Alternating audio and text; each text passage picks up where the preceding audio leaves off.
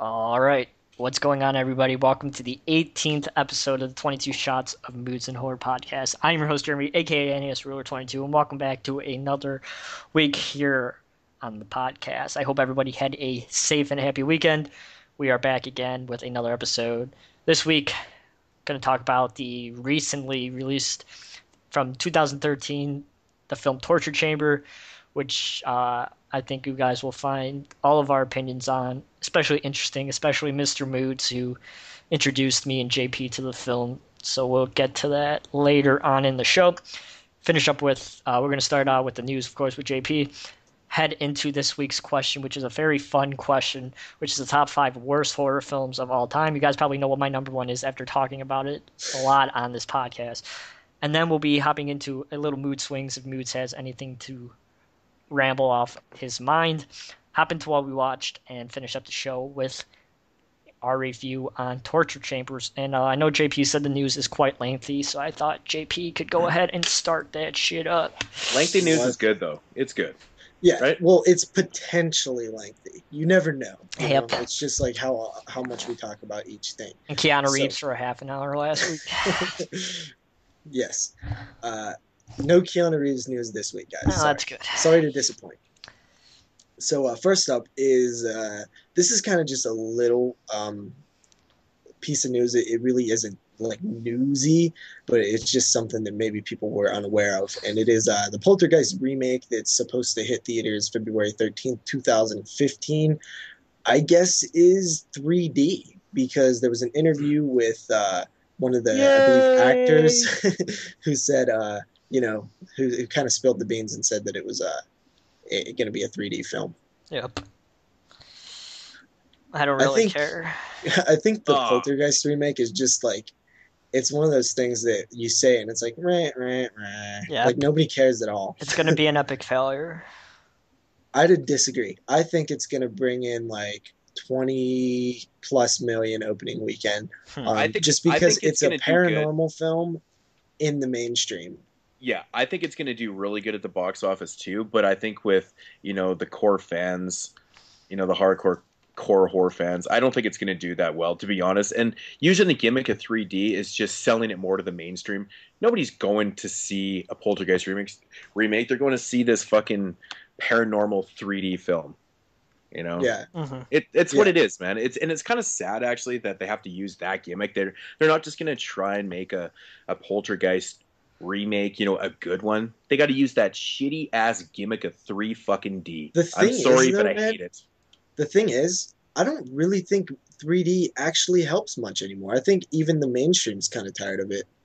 Well, I should hope so, man. I'm tired of it, so man. Played out.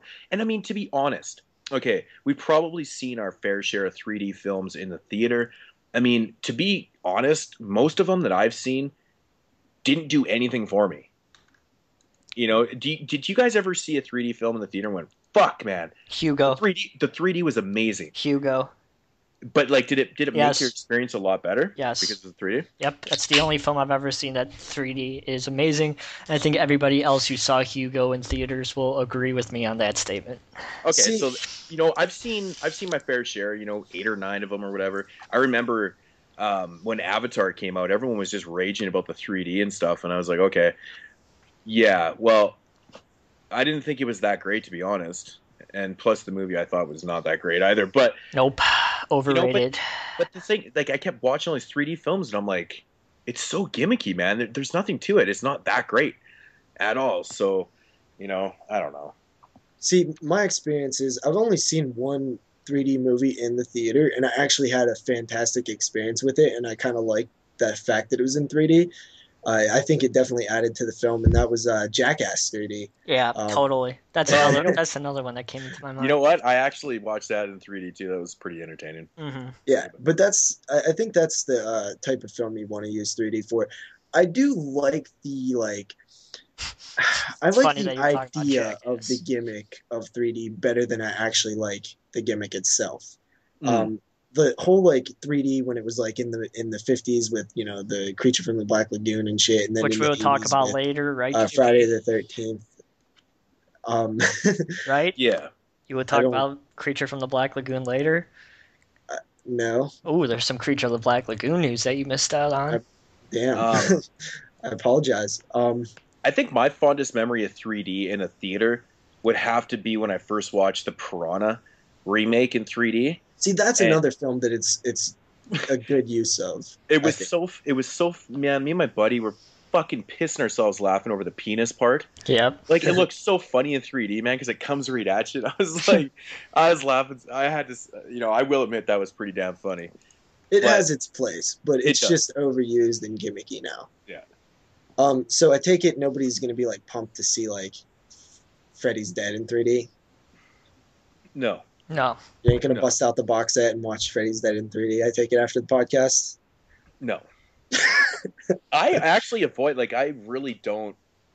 I have a lot of 3D films, and I never even think about busting out those red and blue glasses, man. No, because it sucks and it gives you a headache. Yep. Exactly. So it just never crosses my mind. Like I said, I can honestly admit that I've never watched. I think I even said this when I was doing my Friday the 13th marathon. That Yeah, I've you never did. watched. I've never watched part 3 in 3D because That of that sucks. Dude. reason. You should actually watch it. It's gonna give you a headache afterwards, but it's kind of. I think you need to experience it at least once. I probably should actually, and then right after that, I'll watch Pork Chop 3D. Ooh. And I'll torture myself for 80 minutes or whatever. So, yeah. Yeah. So, 3D. I don't really think. I don't think there's much more to say about 3D, but we're probably going to maybe mention it again because the second piece of news is Halloween. It was called 3D. Who knows if it still will be? The Let's hope Bloody not. Disgusting reported that at Cannes Film Festival, one of their sources confirmed that Dimension was the Weinstein Company was moving ahead and pursuing continuing the Halloween franchise with a new installment. Later on, other websites confirmed it also. And then finally, a little bit more of that news came when Scout Taylor Compton tweeted, "No longer, no more secrets. Can't wait to jump back into Laurie Strode's mindset." So there's a couple questions here. One, are they really moving forward to it with it? I would probably say yes. And two, does Scout Taylor Compton actually have anything to do with it, or does she just assume that she would automatically be cast as Laurie Strode? Mm-hmm. Well, I mean, not giving away the end of H2, but how does her story continue? Well, that's the thing.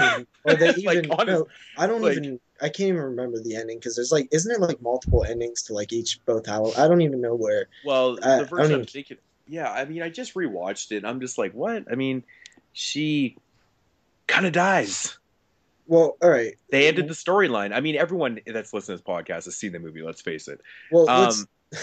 So they ended that storyline right there. So I'm interested to Does see that really matter though? I mean, look at Halloween 2, then Halloween 4. Loomis was surely dead at the end of Halloween 2, along with Myers. Like, Yeah, I mean, it is true. Totally, it's I mean, I guess I they mean, could we do are something. removed from where people actually will go with that stuff now. I think people will be a little more outraged than they were back in the '80s when you try to continue stuff like that. Yeah. But my thing is, or is it even going to be a sequel? Are they going to actually go with a continuing Rob Zombie's storyline, or is it going to be something new? Is it going to be another goddamn remake? You know what? I really have no idea what they're gonna do. Yeah, I mean, I'm not going to say anything until I start to read a little bit more about it because I mean, Ugh. if they do continue on with Rob Zombie's storyline, then Rob Zombie's going to get paid. well, that character's not really there anymore. I don't know. I just don't. I don't really understand why they couldn't just do something kind of, not like Halloween 3, like the original Halloween 3, but you do something with the characters. I don't know. See, I was the thinking thing about is, this too, and I just don't know what they can because I mean, as far as I'm concerned, I think that storyline is done.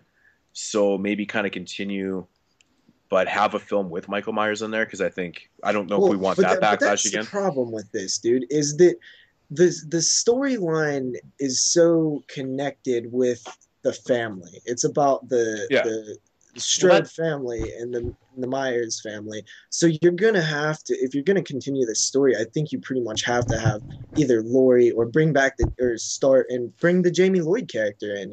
I say do that. Mm-hmm. But it would have to be played by Daniel Harris. Yeah, obviously. So yeah. Oh man, that would be fucking amazing to see her reprise her role as like a grown up. She's Annie, so it's like weird. Like it'd be like really weird. I was gonna say that'd be Jesus so fun. Christ. I wouldn't. You know what? I wouldn't be against it, but I just like to see her like back. Yeah. So I don't think anyone's against Danielle Harris playing any character in a film. I mean, she's freaking beautiful, man. Seriously. I think that I would rather see a continuation of the, not necessarily like Rob Zombie's vision, but pretty much like, I don't want it to be like another origin story and another, and Jamie Lee as a kid, that whole story again. I don't want to see that again. Well, let's have a Shamrock story with a Michael Myers. Let's just remake Halloween 6 while we're at it. Why not just go a Halloween 3 route? No, that would not fly, dude. I know. That would not fly at all. It'd be another huge backlash. And of course, none of us are stating that we dislike Halloween 3. I like Halloween 3 a lot, actually. I actually personally love that movie. Yeah. I think it's fantastic. But let's be honest, like if that would happen, oh my God, imagine the backlash. No, they would never even consider it. I don't think. Yeah. Michael Myers is what you're selling, and I would love to see. Originally Todd Farmer and Patrick Lussier, who did like My Bloody Valentine and Jason X and shit. They were attached to write and direct. Originally, there was a script and everything, and it was continuing Rob's vision kind of, but it was going to take him back to more like the dark Shape character, but it was still continuing that storyline. So who knows if they're just scrapping that idea altogether or what. I mean, I wouldn't really have a problem with that, dark Michael Myers. Yeah, I don't really have a problem with this film being made at all. Maybe the 3D tagline can go away. I think it's almost like inevitable though, really. Like when you have a third film in a franchise, it's just you have to have it 3D. It's actually the only time that you should have it in 3D, probably. Yeah, really. Yeah. So yeah, I'm completely down to see Myers on the big screen again, and I would, this probably won't come out till 2016 probably. I don't think that long. You don't think? I can see next Halloween. Yeah, maybe. Not like this Halloween, but the Halloween of 2015. Yeah, okay. Oh, for sure. Yeah. Okay, so that's good then. We'll have a Jason film in 2015 and a Halloween film. And then by then they will have already greenlit like a sequel to the Nightmare on Elm Street, so then we'll have a sequel to that awesome remake. I just don't know what the hell you do with that story, because nobody's going to want to see the Jackie Earle Haley Freddy. Do you recast again, or do you... You know what? As far as I'm concerned, I think you do. Yeah, I'm down for a recast. It's pretty damn convincing. Everyone knows that, Robert Englund is not coming back to play Freddy, so they're gonna, and nobody was happy with that Freddy. So I think you should just get somebody who's not known. Just get somebody who's not really known and go with that kind of guy. Well, that's the only way to cast those people with a lot of charisma. Yeah, I mean, or else you're gonna have Ben Affleck playing Superman. Ben Affleck. You know what I'm saying? It's like, you just cast somebody unknown, and then people don't have that backlash. You're like, oh, it's Rorschach. Yeah, and that's what everybody was saying, and it's like, yeah, I know. Would you like to see a new Elm Street if they recast? Because we're gonna have to accept that Robert Englund is not going to play the role anymore. Nope. But make a Dream Warriors style story, like not the same thing, but kids in the mental hospital. I always would think that they should have did that if they was going to do a sequel. For sure. I mean, my thoughts on part 2. It's not my. It's such a weird. It's such a weird. It's confusing in more levels than one. Awesome. Like part 2 is. I'll never forget. Like, oh man, even watching the the Nightmare on Elm Street documentary recently, and them talking about it. It's like them pointing out things where they're stating that they weren't doing purposely in the film. You know, and I'm like, wow, you know, they didn't know what they were doing, but it turns out this way, and it's like, you know what I'm talking about. Man, Everyone you could write talks- about that film. Man, it is such an interesting film all around, man, what they did with that. But, you know, like I said, it's just, it's one of those films that doesn't, I don't hate it. I don't hate it, but I just find it doesn't work. It's going to grow on you. You know, It's going to grow on you more. I try to like it. I try to like it more and more, and it's just like, oh, man. But you know what? I don't hate it. I have love for it because it is part of my favorite franchise. Even as much as I dislike Freddy's Dead, you know, I still watch it because it's part of my favorite franchise. But Yeah. you know what it is. So I take it we're all down for another Halloween 3D or another Halloween. We'll see. I mean, honestly, hell yeah. I'm super Dude, down. honestly, I didn't really like H2 too much, so I fucking hated H2. and there's no way it's going to be like Resurrection quality, so I think No, we're I'm not pretty worried. good here. I'm not worried about that. Man, H2 is one of those films, man, that I try to like every time I watch it, and every time I watch it, I find things, Yeah, you know, it's frustrating, man. more about the film. And I look at it, I'm like, oh man, I don't like that now. I don't like that. I hate the idea of the whole beginning being a dream sequence. It bugs the shit out of me. Yeah, I know. We talked about that before. That does bug me too. It never used to bug me as much as it did after we talked about it, but it's just everything about the whole white horse thing. I understand kind of where he was coming with this. You know, I did a little bit of research and stuff, and you know, and it still doesn't really it's still not that great of a storyline. Like, you know, at all. one thing Even that if it's a not lot even of people executed yet. hated that I actually enjoyed was Laurie Strode. I thought it was interesting to make her this dark, like pissed off character instead of like Jamie Lee's character. Like it made sense to me. I think that that's the way the character would be after being through something like that. Yeah, I think it's because, you know, the way it goes down in the first one is that she's, you know, it just basically made. I mean, the first one, it's so violent too, right?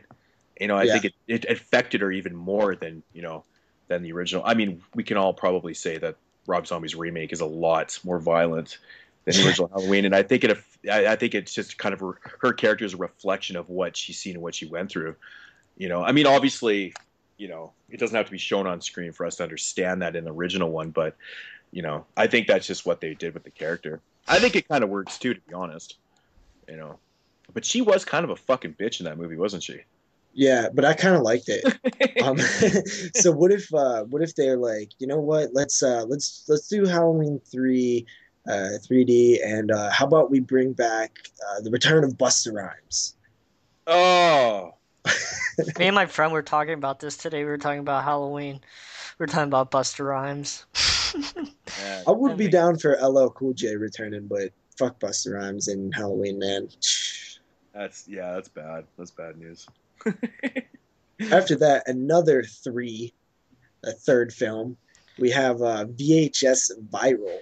This is the third in the trilogy. Haven't heard about soon this to be one. trilogy.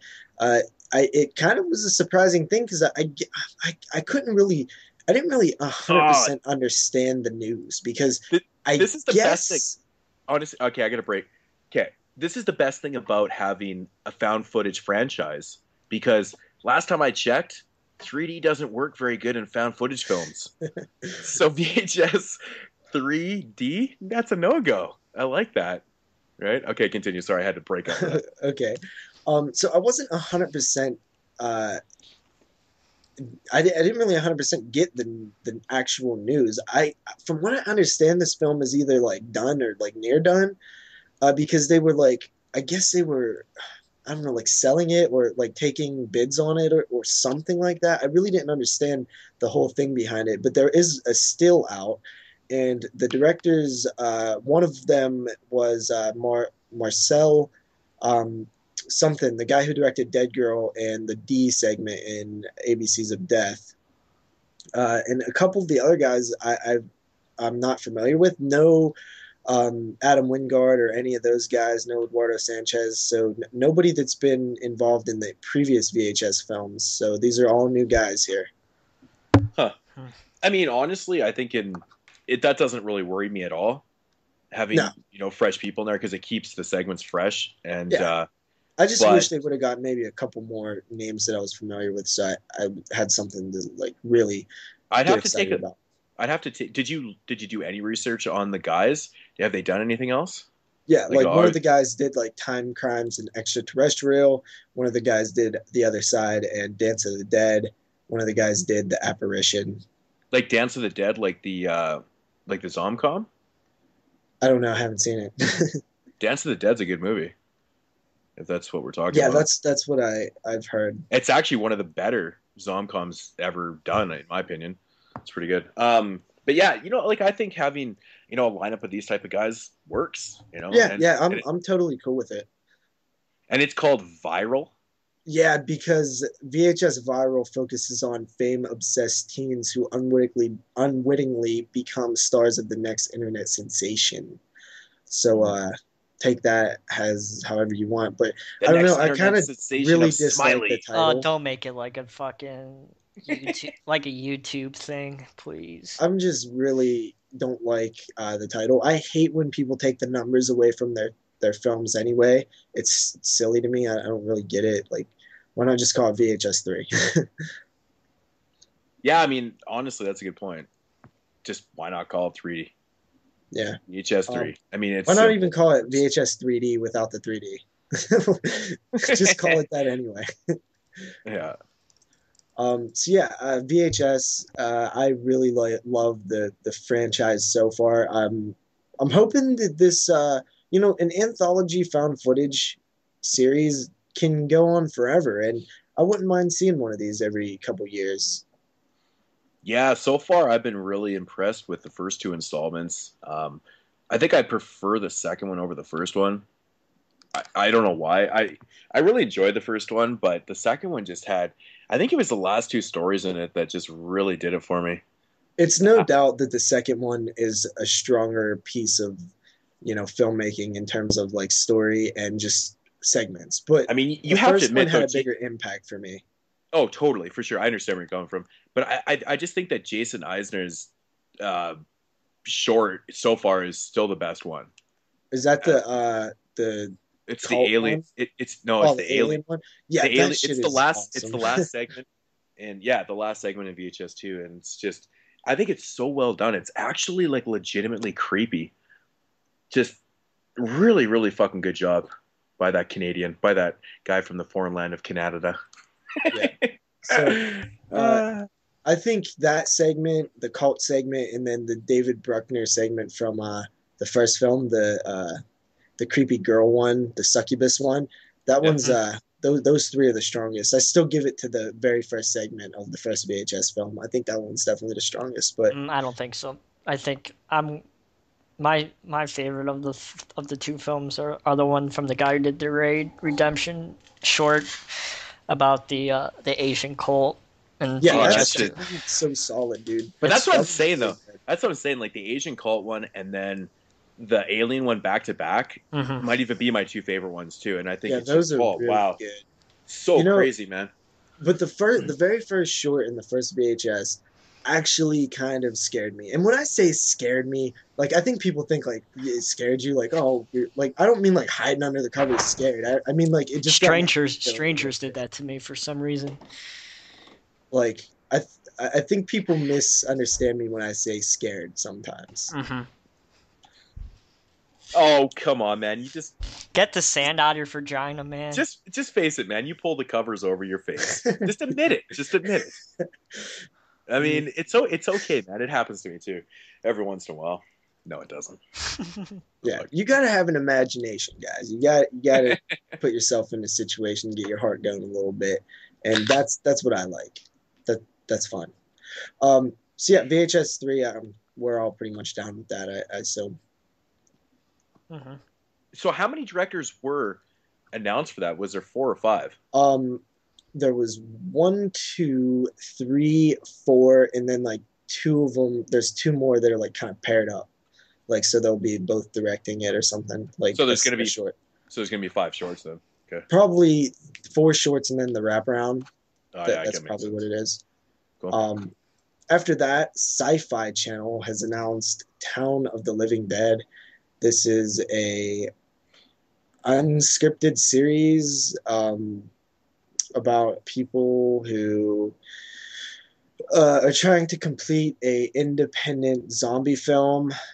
Um, and this, I guess it's going to be like kind of a docu type thing where they're follow this group of filmmakers trying to finish a zombie film that they've been working on for like 6 years or some shit. Wow. Okay. Yeah. Crickets. So what are your thoughts on that, JP? Well, if SYFY wasn't attached to it, I might be like, could be interesting, but I don't trust sci-fi, dude. I think ever since they changed their name from like how you actually spell sci-fi to SYFY, I've not really like trusted them. I know that's the same way. That's the same way I feel about WWF changing it to WWE. Yeah, Just totally random, but no. I understand. You know what? That's a weird note or little tidbit of information there, JP. Changing the spelling of sci-fi really deeply affected the way you view everything that's presented on that channel. I think there's something really deep here, man. No, when they changed their name, they also changed the kind of the way they presented and did things. I remember when Sci-Fi Channel used to actually show like good movies, and their originals would have been like films like Tremors 3 or something. Like they seem like they actually Pumpkinhead 4. That's even those kind of, man. To be honest, like they were a little bit more effort than like Mega Shark versus Crocosaurus Rex or something. Like that stuff to me is just like Crocosaurus Rex.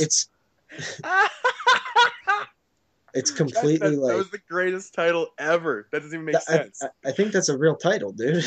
Crocosaurus Rex? I think it's something like that. Okay, seriously, somebody link me to this. I'm picking this up right now. No, but so they went away from going like a little bit more like trying to just make a film on a low budget to like, let's just make the stupidest shit ever with a low budget. But you have to admit though, some of that shit. Yep. Mega Shark versus Crocosaurus.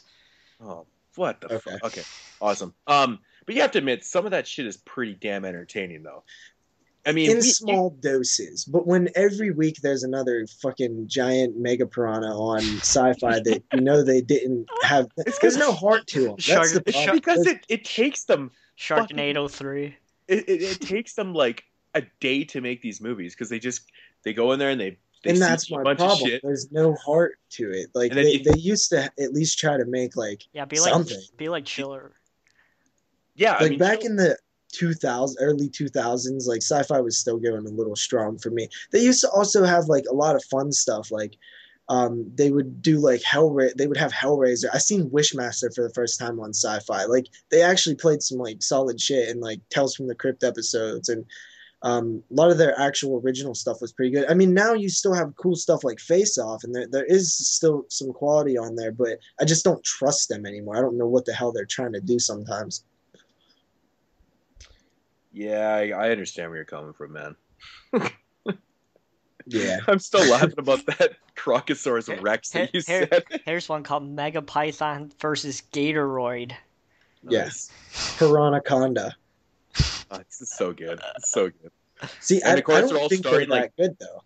I could just come up with that shit all day. Dino Croc versus Super Gator. And they're all starring like 80s pop stars like Debbie Gibson and stuff. It's pretty awesome.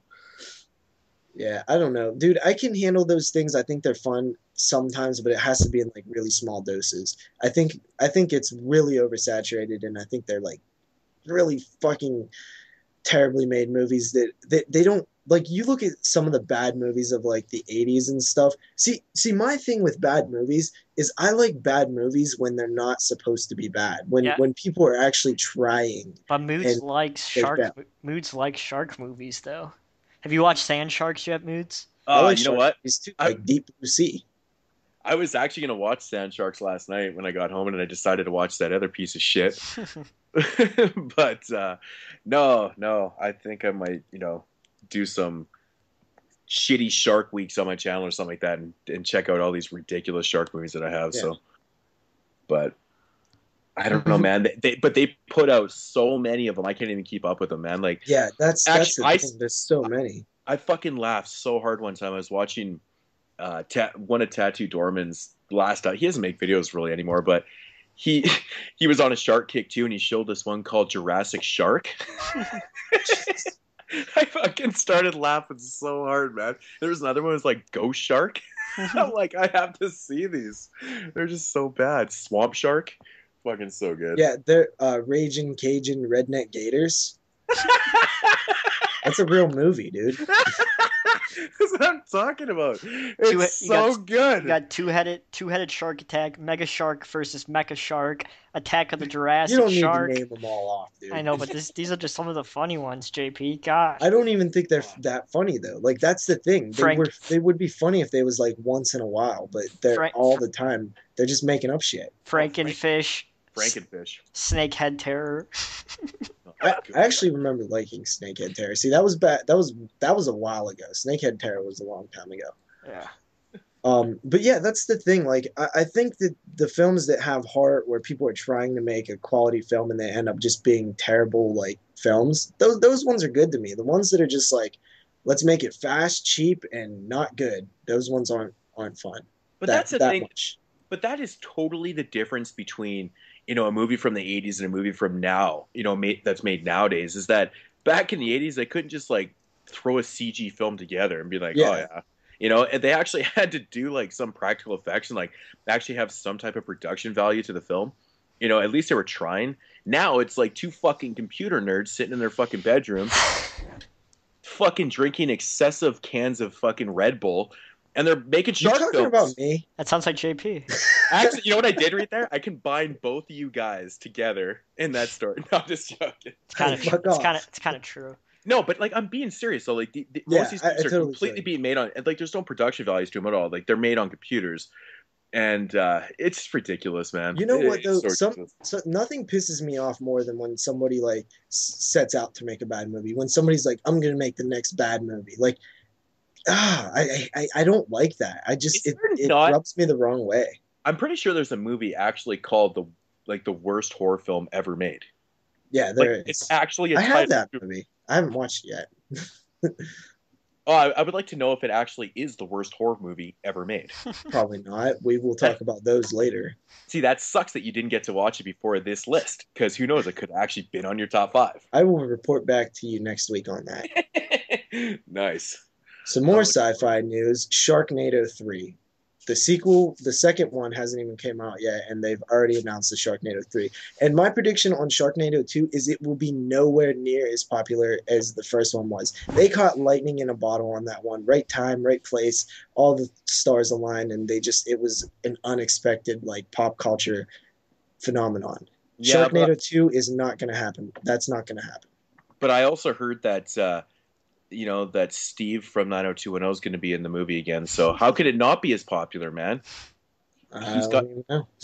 Yeah, you know, he's such a good actor and stuff. And no, I'm just gonna stop. I can't even be serious about it. Man, did that movie ever have bad acting in it? It was so much fun. I haven't seen it still. I do own it, but I just haven't got around to it. Sharknado 2 premieres. Sharknado 2, the second one. That's the little tagline on it. Will air on Sci-Fi July 30th, and they have already announced a sequel, Sharknado 3. You know, see, when you said Sharknado 3, I thought it was going to be one of those deals where like Thanks Killing, you know, skipped its own sequel and went straight to part 3. You know, which was actually clever. If somebody else would do it, would no longer.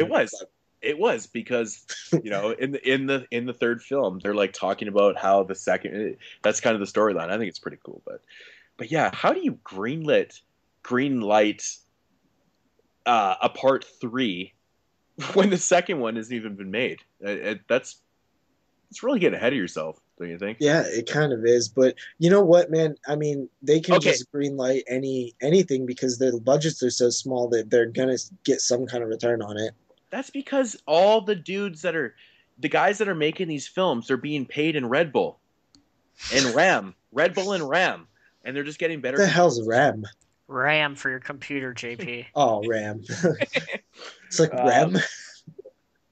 But seriously, like, how is Sharknado 3 not in 3D? That's my only question here. Because it's gonna be a television movie.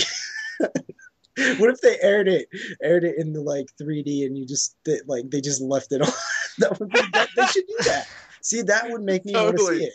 I guess the 3D gimmick really doesn't work that well when you're playing it on TV, right? So your viewers would actually have to have red and blue glasses. Yeah, that's probably not a good thing. Anyway, Yeah. Totally. man.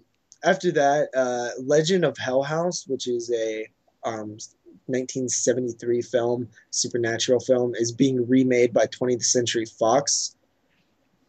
Oh, And, yeah. it's not, honestly, it's actually one of my favorite paranormal films ever made.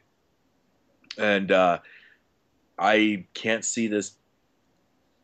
You know what? I'm not going to go there because every time I hear remake, I'm just like, it's not going to be that great. But then I find myself being curious about watching it. And then I end up watching it, of course, or buying it. So, I don't know, man. You guys haven't seen the movie, have you? No. It's Legend of Hell House. It's coming out. Scream Factory's releasing actually later this year. Interesting. So I'm really stoked for that because, like I said, it's probably one of my favorite paranormal, investigative films ever done. Is that on your top 10 like ghost movies? Top 5 that we did on here? No, I didn't have it on there. No. Okay, so anyway, I think I should note that this has been rumored to be being remade since 2007, I think, and they also still don't have a writer, still don't have a director, so it's probably just a little update, but it's probably still one of those things that's stuck in development hell. Kind of sounds like it, man. It's 7 years ago. Yeah. After that, we have Salem season 2. So Salem was that witch show that I was kind of excited for that premiered on WGN 3 episodes ago. They're on their 3rd episode, I believe, and it already got greenlit for season 2. And I still haven't got a chance to see it. I was kind of bummed that I missed the premiere. I forgot about it, but I guess it's doing pretty well. It's a TV series on WGN called Salem. Yawn TV. I love TV. I know you do. I got to get around. I got to get around to seeing some of these shows, man. I personally won't watch things while they're airing on TV because I'm super cool like that. I've got to wait till all the talk has died down, and then I got to go buy the DVDs and go watch for myself, and then I'll bring it up when no one else is talking about. They're like, no, I'm just joking. But no, I personally like to watch them on DVD so I can watch the whole thing in one sitting, kind of thing, right? Yeah, you like to binge watch them. So do I. I do. Yeah, especially with TV because I'd be watching The Walking Dead or something like that and watch like season 3 in 2 nights. Yeah, kind of thing, right? So it just you have to do it in sequence, man. I mean, obviously everybody watches in sequence, but you know what I mean, like in a compressed time era. Yeah, I will say that the teaser posters for that show I thought were some really, really cool stuff. I posted a few of them in the group page leading up to the premiere. I'm actually seriously curious about this show. I actually don't really know anything about it, to be honest. I think it's one that's kind of slid under the radar. It's just, from what I understand, it's just like a TV show about the Salem witch trials. Probably, I think it might be set during that time, which makes it interesting if it's a period piece. So if it is there actually witch burnings and stuff? Yeah, I think that's kind of what it is. What the show is. It takes place during that time. And, well, that actually sounds pretty sweet. Yeah, I'll report back on that when I get a chance to see it. After that, we have a sequel 40 years later. This is a trailer came out for Don't Look in the Basement 2. Really? I guess so. I thought it's already made. I thought that movie was supposed to be remade, like the original one, but they just said fuck that, and then all of a sudden they're just doing. I thought it was I like a that sequel movie. to the Goosebumps story, Stay Out of the Basement, when I first seen it. No, Don't Go in the Basements. Yeah, another one of those don't films. Don't. I honestly think that movie's never had a decent release. Like the transfers Is on it public every domain or something? Because I've seen it everywhere. Yeah. It's a public domain film for sure. So pretty much every cop or every print that you see of the film is just shit. I have a pretty decent one. I think the copy that I have might even be one of the better ones, but it's still like It's like White Zombie. VCI yeah, just put that out on Blu-ray today. Like a really nice edition. I heard. I'm curious to check it out. that's cool. That's Yeah, cool. yeah. But After that, so a sequel 40 years later, that's interesting. yeah, that happens from time to time. Yeah, I mean, if you know, Psycho Wicker Man. 22, I guess it's 20 Anchorman. No, the Wicker Man. Oh, I thought you said Anchorman. I was like, what? Oh, like it was like 10 years. Just no. Yeah. Yeah, it's about 10 years. Texas Chainsaw 3D. Okay. Oh God. Here we Shut go. up. I'm Steve, sure. No, That's for On that- later. That's for on later. that note, that will actually get brought up. I think more than once. Later Stephen on. King made a new book called Bad Little Kid, which was exclusively for like Germany and another country, I think. And it already has got picked up for a film. It centers around a man whose life changes forever when he realizes that a mysterious boy is causing the deaths of all the people he loves. So, of course, anything Stephen King, I'm always looking forward to when it gets turned into the two films. Think about how many amazing horror films are Stephen King films, and you can never really, not want to see more of that. Yeah, honestly, every time I hear Stephen King stories are being adapted into a film, it's always intriguing.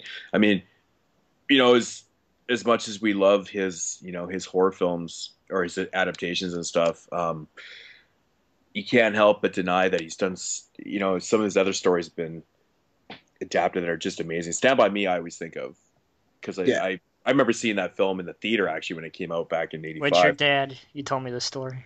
Yeah, and it's actually one memory I have of my dad from that era. And but yeah, like Stephen King, man, every time you hear that one of his stories is being adapted, you have to see it, man. I'm curious though that got picked up so quick because with what is it, Doctor Death? The sequel to the Sleep. Doctor Sleep. Why did I say Doctor Death? What the fuck? Doctor Sleep. I'm surprised that has not been picked up yet. Yeah, well, the thing is, it would be a sequel to like, well, there wasn't there like a prequel to The Shining happening right now, like a prequel to Kubrick's The Shining. I didn't hear about that. I'm not actually sure. I'm pretty sure that's happening. But so if you made like a top 100 list of if anybody made like a top 100 of their favorite horror films, guaranteed that like 5% of that list would be Stephen King films, at least. That's really random. You think so? You think that much? Yeah, dude, 5%. That's like 5 films. You don't think like The Shining? Shit, dude, there's so many. A top 100 list, yeah. I guess it's interesting. I never thought of it like that. But I mean, I know I'm already a percentage of the way there because The Shining is actually in my top 10 of all time. It actually is in my top 10. So. Yeah. Christine Carey. There's just so many good ones. It's funny, man. The first horror movies I think of, with Stephen King adaptations is right away is always Pet Sematary. Pet Sematary. That's one that would be in my top 100. Yeah, Pet Sematary, Carrie, and Christine are the ones that I always think of. And Silver Bullet, because Gary Busey's totally awesome. Yeah, dude. There's so many good ones. Yeah. But so many good ones back in the day. You have to be honest though. I mean, there's been a lot of Stephen King adaptations like in the last, 10, 15 years that haven't been the greatest. Yeah, there's a lot. There was also some back in the day that wasn't. I mean, you look at like his first 3 or something. It was like Carrie, the Cronenberg one, the Dead Zone, and there was another one like Salem's Lot or something. Like some of those early ones were like awesome. Like yeah, like his first like 5, I believe, were all really good. If I go back and look, I liked all those early ones, man. I was even a fan of Firestarter for some reason, and even to this day, I don't even own a copy. That's actually one of the only Stephen King adaptations I don't own is Firestarter. Have you guys seen it? No. It's got a really young Drew Barrymore. I think Yeah, it's I've seen it. I've seen right, it. right after she did E.T., I guess, somewhere in that time. But it's weird that I don't have that. But Yeah, were you speaking on like how a lot of the newer ones haven't been good? But like The Mist, that there's one that you could go to that was like probably one Amazing. of the best of his Yep. in general, and it was a newer one. yeah, that is true. That is true. But I haven't. Desperation is another one that I have not checked out. Don't even check it out. I know. I watched your review. But yeah, Unlike you, JP. But I think there's a few other ones too that I haven't really gotten around. I always thought that Needful Things was kind of weak, a little bit. But he definitely has more watchable and good ones than Creep Show. Not so good. People always kind of forget Creep Show. Yeah, Creep Show. That's such a to be honest, that's such an odd one to forget about, though. Really. Yeah. But I mean, I think it's more the fact that he wrote the screen. He just wrote the screenplay for that, though, right? I think he wrote like original stories in it. Like they weren't like from a book. Like I forget. I don't really know. Yeah. So yeah, Stephen King, that's awesome. After that, we have a little update on a possible Evil Dead 2. Basically, Fede Alvarez was he was directing the latest episode of From Dusk Till Dawn, the TV series, and I believe Shock Till You Drop had a little interview with him, and he said that Sam Raimi is still teasing Army of Darkness 2. He's currently working on the script with Ted Raimi, I believe, that his brother, Ted Raimi. He also went on to say that Evil Dead 2 is still something that's definitely will probably be done at some point, but they're just not rushing it. They want to pretty much, it'll come out when they find the right script, when they have the right ideas. They're not just going to put it out in a year to make money. They actually want to create a flowing story with it. So that's a good sign. I mean, it is a good sign, but I am a little curious on why that they're not kind of focusing more on it, because I think that the Evil Dead, I hate saying remake because people kind of get offended when you say remake with that, but do they really? I don't know. Some people like it's our remake, and I'm like, yeah, it is.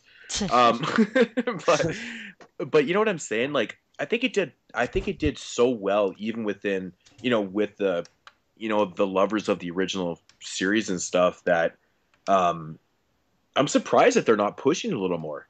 Aren't you though? Like, aren't you a little more surprised that they're not kind of going after a sequel? I mean, they don't have to do it. They can take their time with it, but it seems like they're not even trying to focus their time on it at all. Yeah, they're basically just saying, okay, we're gonna do this, and we're telling you fans that we are gonna eventually do this part 2. But it's gonna be down the road, but we don't even know what we're gonna do before that. That's kind of offsettling a little bit. It's like, what? I agree, but I think it's because I think Sam Raimi is seriously. I think Army of Darkness 2 is actually happening, and it's like kind of just being kept like, yeah, maybe we're doing it, maybe we're not. I think it's going to be like almost like a Don Coscarelli surprise. Here's Phantasm 5 type thing, and I hope it's like that, because that would totally make sense then, right? And yeah, and I think he's just trying to maybe he's putting a halt to Evil Dead 2 in order to like kind of do the Army of Darkness thing. But also, I'm not surprised because Freddy vs. Jason came out, should have been a sequel. Friday the 13th, the remake came out, should have been a sequel. Like, it's obvious that there should be sequels when they're successful, but it never happens. Almost, you never see a direct you literally, unless it's something like original, like a Paranormal Activity that just smashes the walls down. I don't really see any films just getting a sequel straight away anymore, really. I guess I kind of do like VHS and stuff, but none of the previously existing franchises are getting it. It's all these newer films that do really well, like VHS and ABCs of Death, stuff like that. Like anytime like a new remake comes out or anything like that, there's never a sequel right away anymore. Yeah, that's a good point. I mean, it sucks. I guess I guess Because it's that's also what you want. It's like, all right, we got the remake out of the way, we got this origin story told. Now let's get on to the sequel stuff, and it never fucking happens. yeah, and I think it's a little disheartening for somebody like me that grew up in the '80s and we had a sequel every fucking year for every major franchise. Yeah, there was a time, dude, when All it was the sequel. Like we just knew that it was coming all the fucking time, and Elm I Street, Friday the 13th, and Halloween like all had a film in the same year. Like that would have blown my mind if that would happen now. I know that's what I'm saying. Like it's so crazy, and I feel kind of blessed to be back in those days and kind of watching those. It's so damn different now. I mean, I understand everything's it's just it's business, man. Everything's business, right? Yeah, So but I don't really get it because a lot of these films make a lot of money, and you would think that they would be like, all right, let's do a sequel. I mean, from the fan perspective, man, we're just like, okay, put out the fucking movie. But from their sake, like they're trying to do this, they're trying to do that. And, I do understand that, but I think a lot of the times it's way too many hands in the jar or whatever. well, Cooks in the kitchen. There's way too many you, cooks in the kitchen. you know what? That's a good point too, because there's a lot more players in the game than there was It's 30 just years tugging ago, and pulling 30, 40 different years ago. things. I mean, there was a ton of people in the industry even those days, but I think now you can honestly say that there's a lot more people involved in everything that goes on. Yeah. In these type of situations, like because it's so major, it's so major now. And I think that's the problem with studio films in general is there's just way too many people involved in productions. Like you look at the story of all the classics that did like super well, and it's always that tight knit group of people. Like Halloween is like the perfect example, where it was just a bunch of people making a film who were all friends and became friends, and now there's just so many like studio guys and producers and all these people that have an interest in the money, and it's just way too many people tugging and pulling different directions. Totally agree. Totally agree. I mean, for fuck's sakes, man, people walk onto a set nowadays and they're like, "Oh, what's your name?" "Oh, my name's fucking Johnny." "Well, you're going to be assistant director to the blah blah blah blah blah blah." It's Yeah. like, holy shit, dude! And then all of a sudden, 5 minutes later, he has his own seat with his Yeah. title that doesn't even fit on the seat because it's so damn long. Yeah. You know what I'm saying? It's like, come on, man, it's ridiculous. But yeah, I personally love the first Evil, not the first, the fucking remake. I love that one, and I would love to see a sequel. And Army of Darkness 2, I would like, but I almost don't like that it's called Army of Darkness 2 instead of like Evil Dead 3 or something, because I don't know, man. Like Army of Darkness was cool and stuff, but it's way too fucking slapsticky but Army for Darkness what I would want to see today. technically is Evil Dead 3. It's just set in a different, you know. Yeah. But Well, then they should yeah, call it Evil Dead 4. Dude, it's kind of confusing. I know. They should I know. call it Totally. like Ash. Yeah. I'm curious to see what they do with it though, because the one cool charm about Army of Darkness that you guys could probably agree with me is the effects in that film. Oh yeah. Yeah. Like how they made that film is just it's so fucking hilarious, man. And it fits so well with the humor, right? And I'm curious to see what they do with it now. Yeah, but I don't want another. Are they going to use like the man. like stop motion animation and stuff? Like I would. That would be awesome, but I doubt it. But that's what I'm saying. I doubt that we're gonna, see anything like that. But I don't know. Yeah, who knows? We'll just see when that develops, if it develops. After that, we move to like DVD and Blu-ray announcements and shit and video on demand stuff. IFC Midnight picked up two films. One is Witching and Bitching, which kind of got some decent reviews. It's a movie about a couple people stole some gold or some shit in a Spanish city and is cursed by some witches. It's called Witching and Bitching. Yeah. I just found that so comical. I wasn't expecting that title to come out. It's just awesome. Yeah, see that one to me, man. I'm just like, but it's about I'm gold. tired of. It's got gold in it though. Comedies, man. The horror comedies, the comedy horrors. I like horror comedies. I don't like the comedy horrors so much. They turn out to be good sometimes, but I don't know, man. I just never get excited when I hear the announcement of them. Yeah, I feel you, man. I feel you. And the second film is oddly, it's called Beneath. Uh, this film is about. This one sounds right up my alley, actually. Is it about a giant fish? No. A crew of coal miners become trapped 600 feet below the ground after a collapse. As the air grows more toxic, time runs out. They Ooh, that slowly sounds descend badass. into madness and begin to turn on one That another. sounds That's badass. directly up my alley. Sounds like the Defied. So yeah, these both hit VOD. One of the Witching and Bitching hits VOD June 13th, Or the and first, or the first fucking 5 minutes of My Bloody Valentine. Yeah. yeah, and Beneath hits VOD June 27th. DVD will follow afterwards. Synapse. So I'm assuming that movie right there is, an underground cannibalistic film.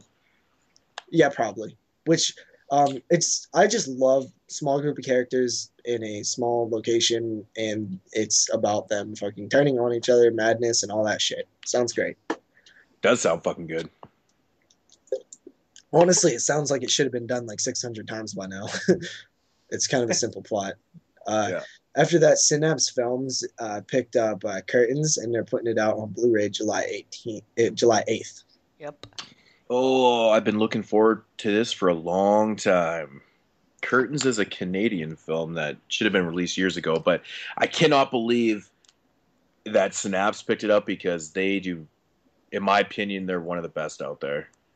They put out the best shit. So nobody agrees with me on that one. I don't really have too pricey for my blood. They are really pricey to me. Totally pricey, but man, I tell you, kind of worth it though. I mean, well, I guess it depends on how you look at it, but man, their releases are real good, real good. So I'm expecting nothing but gold from this one. Continue. MPI picked up Dan Curtis's Dracula. This is a 1974 film, and it's going to hit Blu-ray May 27th. Nice. That's awesome. Okay. And that's it. I didn't realize that was it, but that is it. Q. Okie dokie. All right. So, can I charm in on one piece of news? Yeah. I must have missed something. Yep. May 1st, DreamWorks hires writers to bring in the Prey remake. So The Prey is a French IFC midnight film, and I guess they're remaking it. And the guy who wrote The Woman in Black is writing the screenplay. Huh. So they're remaking another fucking. So and what year did The Prey come out in? 2011. Yeah, that sounds about right. A foreign film that needs to be remade within 2 years or whatever after. So. Just let's hope I Saw the Devil doesn't get remade. I don't know, dude.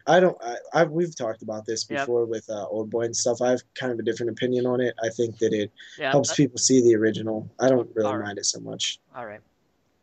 Let's get into the question of the week here, guys. What's so funny? It's the question of the week is funny to me. All right. This week's question is the top 5 worst horror films that you've ever seen, which is a very fun and interesting question. I know JP's number 1 already, but and you guys probably know my number 1. I don't know what Moodz number 1 is. I'm gonna either guess. I'm gonna guess Cherry Bomb is on that list, and and that movie that he watched with the angel on the cover, the woman black with it has a white cover with the girl on the front in black. You know what I'm talking about, Moodz? Yeah. But okay, but first. Before you, I know you're about to apologize or something, but before you guys actually read the people's list, I just want to say all of you people out there, not all of you, but most of you people should feel very, very fortunate because you guys have not seen a bad movie. Just saying. I've seen my share. All right. Yeah. Go ahead. These lists were blowing my mind. Go ahead, Mr. Moodz. Oh, fuck, man. I was fucking laughing at some of these lists, man, like you would not believe. Yeah. So, first off, for Moodz Swingz here, I just want to apologize to Dubby for not reading out his top 5 full moon films. I don't know how I overlooked it. It happens. I do apologize, buddy. It did seem like he was a little butthurt, you know. But he handled it like a pro. I'm just bugging Dubby. We're all cool, man. No, we had a good talk about it, but yeah, that was inevitable. Really, that was probably going to happen one time, but I'm going to blame YouTube for it, though. It wasn't there. So Okay. But anyways, yeah. So everyone's top 5 list, top 5 worst horror films that you have seen. I was really looking forward to this. I was hoping that more people were going to answer this question because, you know, there's a lot of bad movies out there. So Andrew Cripps, his number 5 was Jaws 4. That made me laugh, actually. That movie really is fucking shitty. Number 4 is Seed of Chucky, which I knew was going to make this list. Not his in specific, but I knew that was going to be on some people's list for sure. Honestly, that one kind of surprises me too. I wasn't expecting to see that. Yeah, I don't think it's like the worst. Oh man, I don't know. Like these lists, like they seriously did like blow my mind because a lot of these films are actually like they are actual films. Some of the ones that I've seen, I don't even think you can classify as films. Me neither. I think people answer the questions a little different though. I mean, maybe it's just what they've seen, right? Mm-hmm. Yeah, which is totally fine. But man, you guys have not really seen a lot of bad movies. Some of you guys. Okay, so number 3, Texas Chainsaw Massacre 4, which you know most people do dislike that film. Number 2, House of the Dead, which that's an interesting choice. That one's like kind of like in the running. I would say like that one's pretty bad. That is a bad film. And number 1, Machete Joe. I've actually never seen that movie, but I've seen that it sounds bad. I haven't. I haven't watched it though. I heard that it's, you know, yeah, I've heard really bad things about it. So, sorry. I'm just looking for everyone else's. You know, YouTube is just being really random lately. As you scroll, it seems to change things. Okay, Don's Bombs. Number 5, Leprechaun 4. It totally made me laugh. Number 4, Demonic Toys 2. Yeah, that's a pretty damn bad one, bro. Yeah, it is, man. That's a fucking terrible movie. And then, yeah, number 3, Jason Goes to Hell. JP. He can't even talk. He can't even talk. He's so pissed off right now. Number 2, Halloween Resurrection. And number 1, Seed of Chucky. That's a hate on Seed of Chucky. You know, man, guys know that I don't like Resurrection at all. I don't like Seed of Chucky at all. But when I say they're watchable. They're watchable movies. They're to me, like, you know, this is obviously a personal list. These films don't even cross my mind when I think worst films that I've ever seen. Mm-hmm. But like you said, man, you know, it's all in what people have seen, and maybe they made these, you know, lists like how I made my list of what I own. Mm-hmm. You know, so okay, so Martin VP. Number 5, Lake Placid 3. Lake Placid 4 is worse. The final chapter. Okay, The Sick House. Number 3, Hidden 3D. Ooh, that movie is pretty bad. This list seems pretty bad to me. Like these ones seem like legitimately like terrible films. Yeah, Martin knows his shit, man. He's cool, dude. He's a cool dude. Number 2, Coffin Baby, which I have never seen. Which anytime I've never seen it or heard of it, that probably means it's pretty bad. Yeah. And number 1, Vampire Effect, also known as the Twins Effect, which I have also never seen. But I will take your word for it, Martin VP, that those are shitty films. Yeah. I like that. We got Lost Witch. So we got Adrian here. His number 5 is Lost Boys 3. Yeah, right. Lost Boys 2 was even worse. I was just gonna say I hated Lost Boys 2. Lost Boys 3 is actually okay, man. I actually didn't mind that movie either. That's funny. Okay, it is. This one I can't even fucking wait. Texas Chainsaw 3D. Dude, like it blows my mind that this could even be considered one of the like worst films you've ever seen. Like I just don't even get it. For one, it's not the worst in the franchise. Okay, so that alone should make it not in the top 5. And for 2, like are you telling me there's absolutely nothing in that film that's like there's nothing that you like, nothing at all. There's, it's like, okay, I understand if you don't like it, but at least it has some okay lighting. It has some okay direction. It has some okay, kills at least, something. It like it has things to it. I don't understand it at all. I mean, yeah, I mean, there's certain things about the movie that is completely outrageous, man. Obviously the continuity issues. Don't even start on continuity issues. That is the silliest argument I've heard for why the movie's bad. But it is true, though. I mean, if you're such a big fan of the first one, for sure there is issues with the time. Isn't there continuity issues with like every fucking film, every sequel though? Like look at Friday the 13th. Like Jason is a kid in the first film, and then he's an adult in the second film. I know, but this one's so blatant though, man. Like all of a sudden it's in the fucking No, it's not that blatant because it's just it's literally like it's dates. That's what's wrong. It's not like it's just dates. It's numbers. That's the only thing that's wrong. But that's exactly what my point is. But anyways, we can go on forever about 3D, man. I honestly don't hate the movie, but shitty 3D though. Number 3 is Nightmare on Elm Street remake, which I think we can pretty much all agree. I mean, that movie sucks. It's still not even close to the worst film I've ever seen, though. But, number 2 is Paranormal Activity 4. Never seen it. And then he just basically gave up all hope when he was doing this list and said, fuck it, the rest of the Paranormal Activity films. For number 1. So, that's funny. Scotty ain't gonna like that one. That's actually really funny. Our boy Zach, Movie Collector 666. I think Zach's list was pretty legit too. And man, I fucking laughed when he wrote this. He goes, I swear I'm not trolling, but here's my top 6 worst horror films. Don't hate me, fellas. Number 6, Silent Night, Deadly Night Part 2. That's a pretty bad movie, dude. It is. It's a terrible film. Totally. Now, this fucking blew my socks off.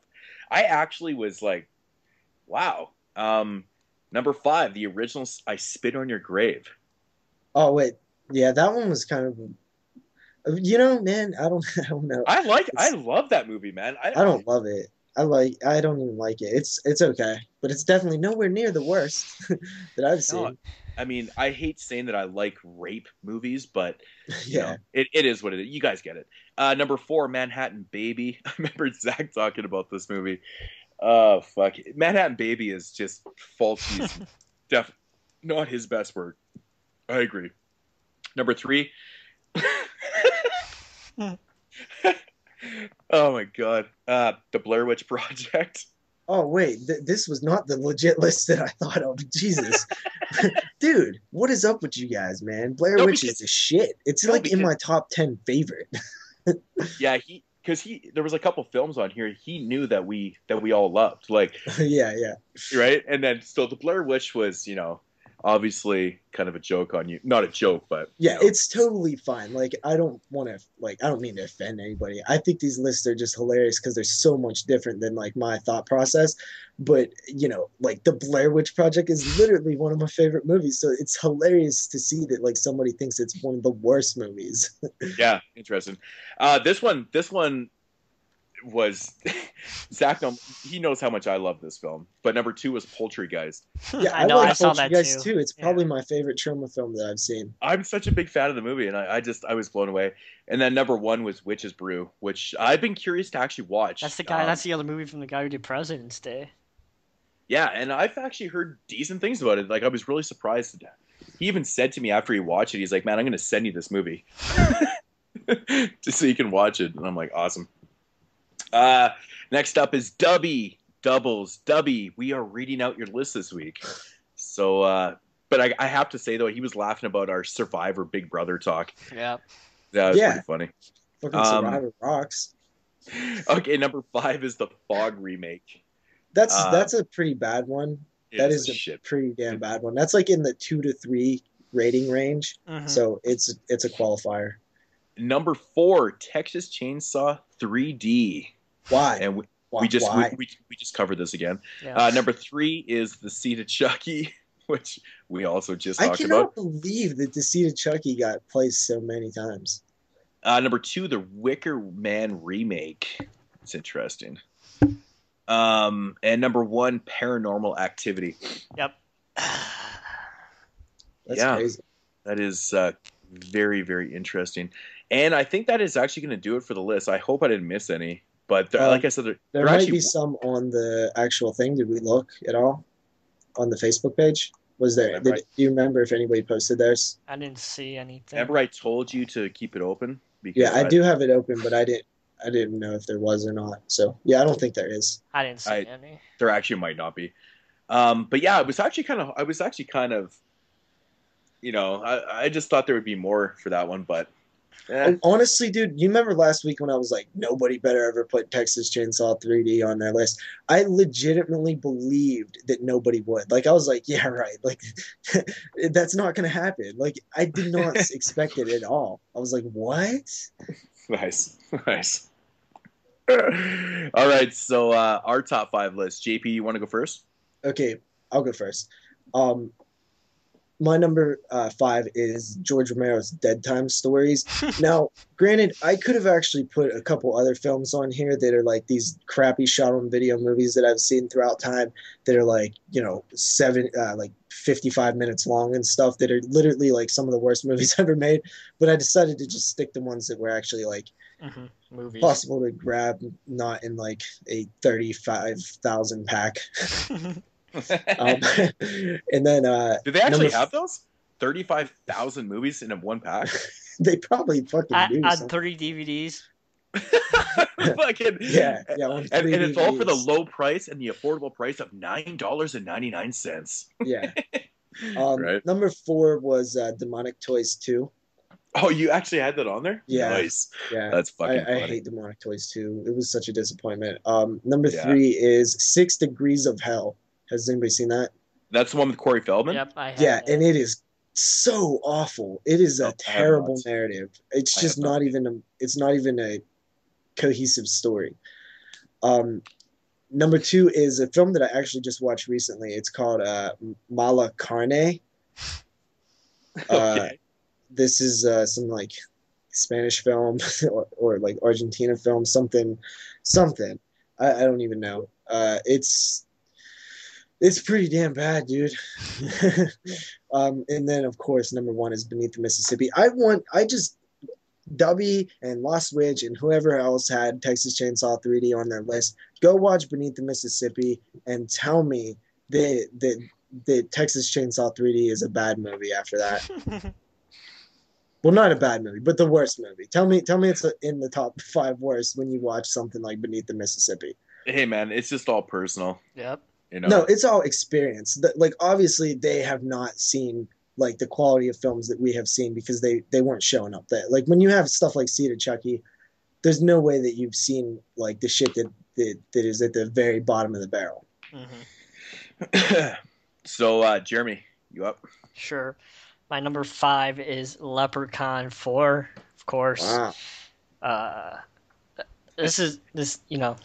We've already discussed Leprechaun 4, so number 4 is a little unknown sequel called Pork Chop 2, which is absolutely fucking horrendously bad, and the only saving grace in it is a cameo by Sean C. Phillips and his family. So if you guys actually know me and you know my personality, if me saying that actually means something towards the film, that's the only saving grace is Cool Duder and his family. The narrative is fucking awful. The acting is fucking awful. The movie is shit. And and Pork Chop 1 is shit as well, but it's not as shitty as Pork Chop 2. And I can't say about Pork Chop 3 because it's out of print and it's hard to find. But Moodz has it, so maybe Moodz could watch it and chime in on it.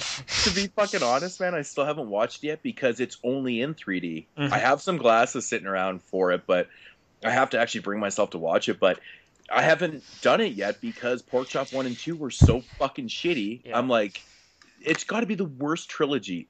It might even be the worst trilogy ever made, I swear. It's fucking horrendous. I know there's a 2D version like out there somewhere, but it's like it's fucking horrendously bad. I know you can get it on Amazon, but yeah. next on we have 3 is Paranormal Activity. Yeah, we've talked. You guys should feel very happy that you guys have not seen bad movies. Number 2, Clown Hunt. Clown Hunt, which is a little movie that is fucking horrendous. It's about instead of hunting deers in games, people hunt clowns. It's really bad. The narrative sucks. There is no narrative. It's fucking horrendous. If you guys see it and read the back, don't buy it because the movie's absolutely fucking terrible. And number 1 Sounds shitty. and number 1, of course, is Bloody Homecoming, which No is Cube 2 up in there? Cube 2's worse than Paranormal Activity. Come on. I don't know. Paranormal Activity. Dude, would you rather sit there and watch Cube 2 again? I don't know. Maybe nobody can honestly say after watching Cube 2 once that they were like, yeah, I can watch it again. Like, this is not gonna happen. But I don't know if I could sit through Paranormal Activity again, though. I honestly, it's an actual movie. Like, Yeah. like Cube 2 is like, I don't even know if you can call that anything sometimes. This summer, I think I told JP this, but this summer I'm gonna buy all 5 Paranormal Activity films because I don't own any of them, and I'm gonna watch them all in a row. No, let's do a show.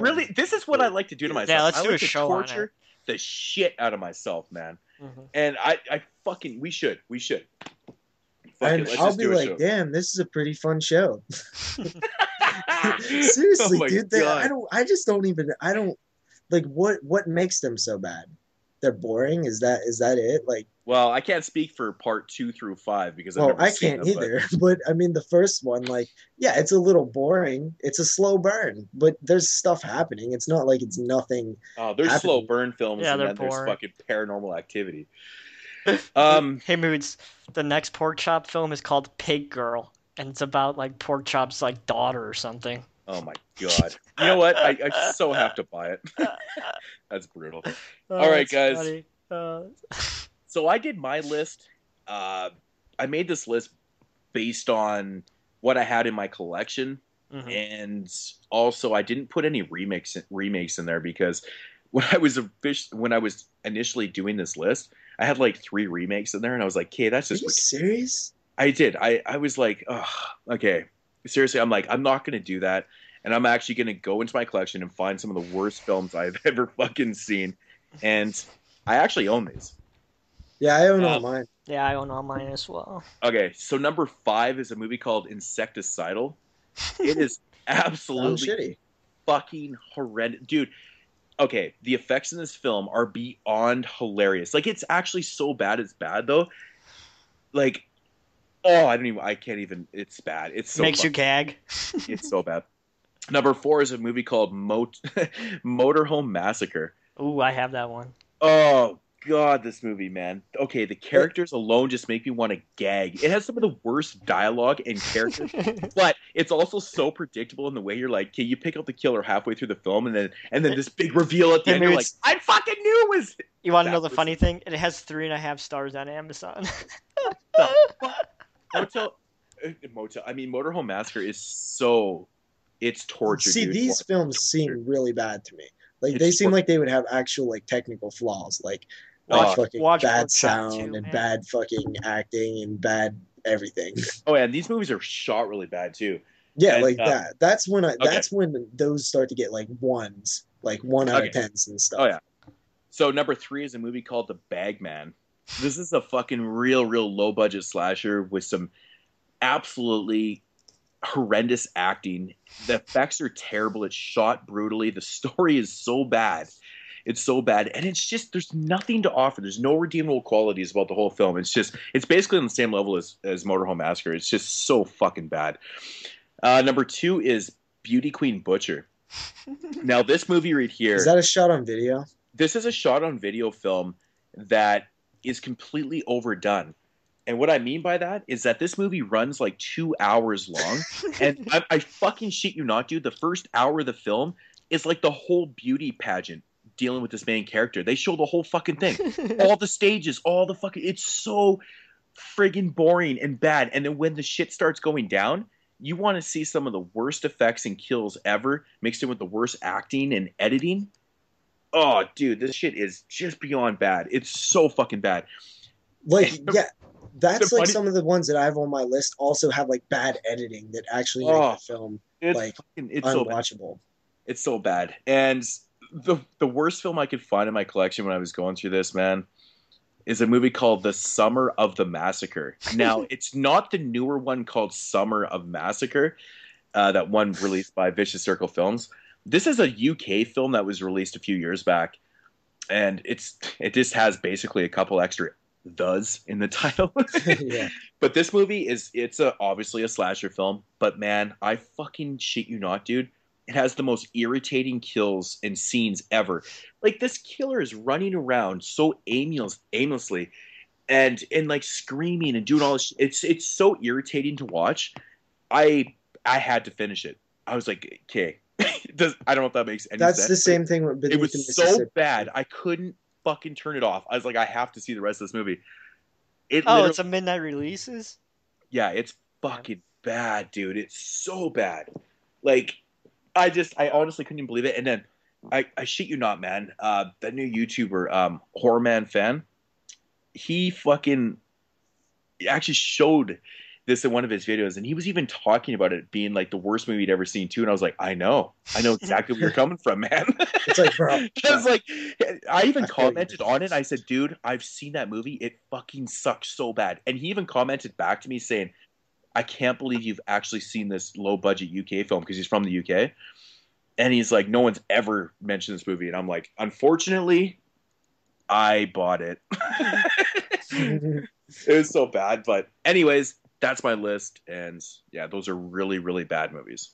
Totally. It's one of those things where some of these films are so goddamn bad that you can't really even call them completed films. Clown sometimes. Hunt. Watch Clown Hunt. Like, Beneath the Mississippi literally has missing dialogue, like missing, the sound actually drops, and it's not my copy, it's the actual film. They let it go. It's bad editing, there's blurriness. It's literally a amateur film that is just complete insanity that it's even on disc. That's just so bad. It's just so bad. I love it. It's great. Like crackling dialogue sometimes, like missing dialogue, dropping sound. It's fucking nuts, dude. And that is why I can never put something like Texas Chainsaw on my list. I love you guys, even though you hurt my feelings. You know, you guys actually really did hurt his feelings. He's super butthurt right now. He's like, no. I am. I'm We're almost not friends anymore. Just almost. All right. So for next week's question, we are going to do a very, very simple one. Maybe it's not that simple for some people. This was actually going to be the question from last week, and then we changed it up right in the middle of the episode because it was just too good to pass up. It's going to be your top 5 found footage films. Ooh. Of all time. Yeah, found footage films for me, it's hit and miss with me. I always say I'm not the hugest fan until I watched one recently. You guys would probably know what that is if you watched my videos. This shit blew me right the fuck out of the water, man. It's gonna make my list. For sure. It was one of the best fucking movies I have seen, and it was just so good. It's good. Really, really impressed with it, and we have to do it. Top 5 found footage films, and I know it's not everyone's favorite thing, but I think this will be an interesting list because there's quite a few. See, my thing with found footage is I think the people that don't like them, it's more of an actual like physical like reaction to the found footage. Like, they can't handle it. Yeah. Me personally, I have no beef with found footage. I have no beef with remakes. It all just depends what kind of film it is. Maniac was my favorite film of last year. It was a remake. You know, Blair Witch Project is one of my favorite films of all time. It's a found footage. It just, what does the film offer? That's what I go by. It doesn't matter what kind of film it is. Mm-hmm. Yeah, as much as I always stress that I'm not the hugest fan of found footage films, the films that are going to be in my list, I think, are really great films. Yeah. And I think there is a lot to offer in it, but I do think that the found footage, kind of sub genre, whatever you want to call it, it has been a little oversaturated. I mean, I think there's been a lot out Just there like that zombies. just really don't work. Oh, well, I mean, zombies, of course. And vampires of a course. couple years ago. Everything gets its time to be Yeah, but oversaturated. it just seemed like every time I turned around, it was like, I Oh, click well, on a movie. I click on a movie on fucking Netflix or whatever, and the fucker would be found footage. I'm like, Jesus, man. Yep, now it's going to be like that with Vampircon, man. We're going to start seeing Vampircon versus Mega Shark. Oh, God. Well, Vampircon kind of is one of those Mega Shark things. A little bit. I mean, if It's it's a not mashup. CGI'd, man, I don't know. I can roll with it. Okay. So, Okie dokie. Any more like mood swings before we get into their questions? no, that's gonna be it for that. Okay. So Tyler asks, what film do you find yourself revisiting the most? For me, Does it have to be horror? I mean, I would I'm pretty assume- sure he meant like horror. yeah. I mean, for me, films that I do revisit on the regular. I know JP probably already knows my answer, but Return of the Living Dead I watch pretty much weekly. I know that movie like word for word. It's Now so return, bad. feel like to, you Nu- just now stole return my to answer. Nukem High. No, well, yeah, I went through that. I watched that movie like 6 times in 1 week, but Hasn't been out long enough. no, but like Return of the Living Dead is a film that I always go back to watching. Another one that I revisit at least once a month, and I ever since I've got the Blu-ray, I watch at least once a month, is Intruder. I love that fucking movie, man. It's so good. But yeah, and actually another film that ever since Scream Factory put out the Blu-ray, it's probably one of my most besides the TerrorVision and the Video Dead release. It's probably my most watched one, and it's The Fog.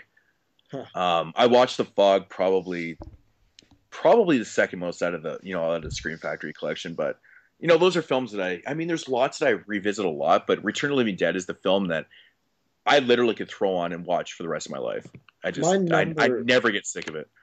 My number one is also Return of the Living Dead, but Return of the Living Dead, Elm Street 3, and like 5 of the Friday the 13th are the films that I actually, if there was a little counter that, put a little tick mark every time I watched it, those are the films that would have the highest count because I watched those the most. Actually, I did forget one. I don't know how I forgot this, but American Psycho is another film that I watch consistently.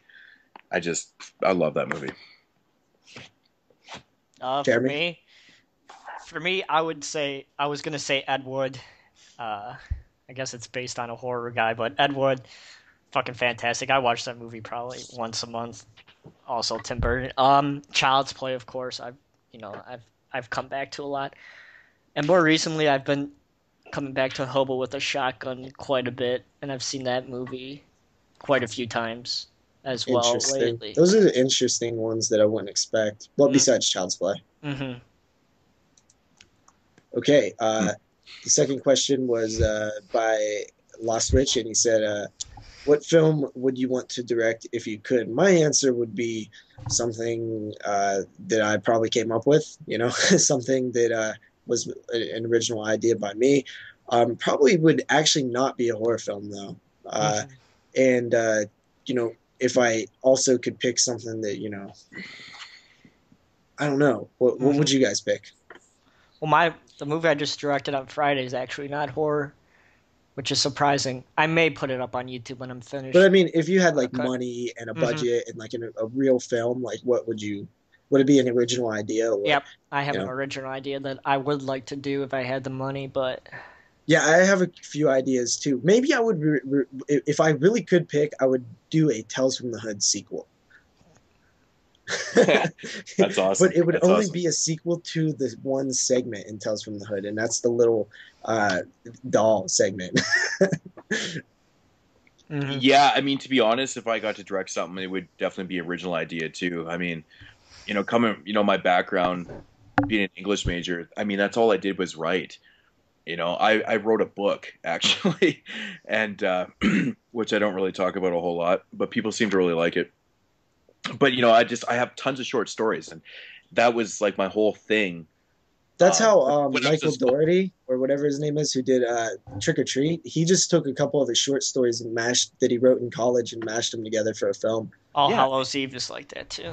totally. And that's what I would do because I have a lot of short stories sitting around here that I wrote for for certain certain times in school and stuff that I wrote strictly just on my own and yeah, I think basically what I would probably do is take all my original short stories and create an anthology film. Dude, I think that's It's what I would do. what I would most want to do is an anthology, like a segment in an anthology with a couple other people and really connect it. Sit down and kind of really get it connected. If any of you guys want to do it, let's get down and let's do it, man. Oh, I think we could put something really cool together. But I got to be the honest, equipment. I have some really fucking wild stories, man, and I think it would work really good as an anthology. Putting some of those things together. Mm-hmm. But we would have to get some pretty interesting actors for this shit, man. Because that's totally possible. Just put it this way, man. These aren't going to be for the faint of heart. These are going to be pretty some hardcore shit. I take it. Pretty hard stuff and pretty, very visual. And that's I guess you haven't seen any Fred Vogel films or Ryan Nicholson films, or I think they're out there, Moodz. Yeah, I love Fred Vogel, man. I mean, doing stuff like, I never really thought when I was writing this, looking at August Underground films and stuff, I never really thought of it like that. But it's funny because when I write stories, I don't really picture it as being a movie. Mm-hmm. Yeah. I write it as a visual, and and then when you read it back and you kind of go, oh shit, you could probably do something with this. So, but then you could go that angle of maybe using that found footage, or you could use this as whatever. But you can do whatever you want from that story. That's the cool thing about writing the short stories. And I think honestly, our minds together would be really fucked up. Yeah, definitely but some creative juices there. Oh man. Oh, I wish we weren't so far away. We're literally like so far away. It's like I'm in film school. I have access to the equipment. I could probably find people to help out on the crew. It's like fuck. That totally sucks cock. Zach asks a question: if you could have sex with any dead female victim while the bodies are still warm from Friday the 13th franchise, who would it be?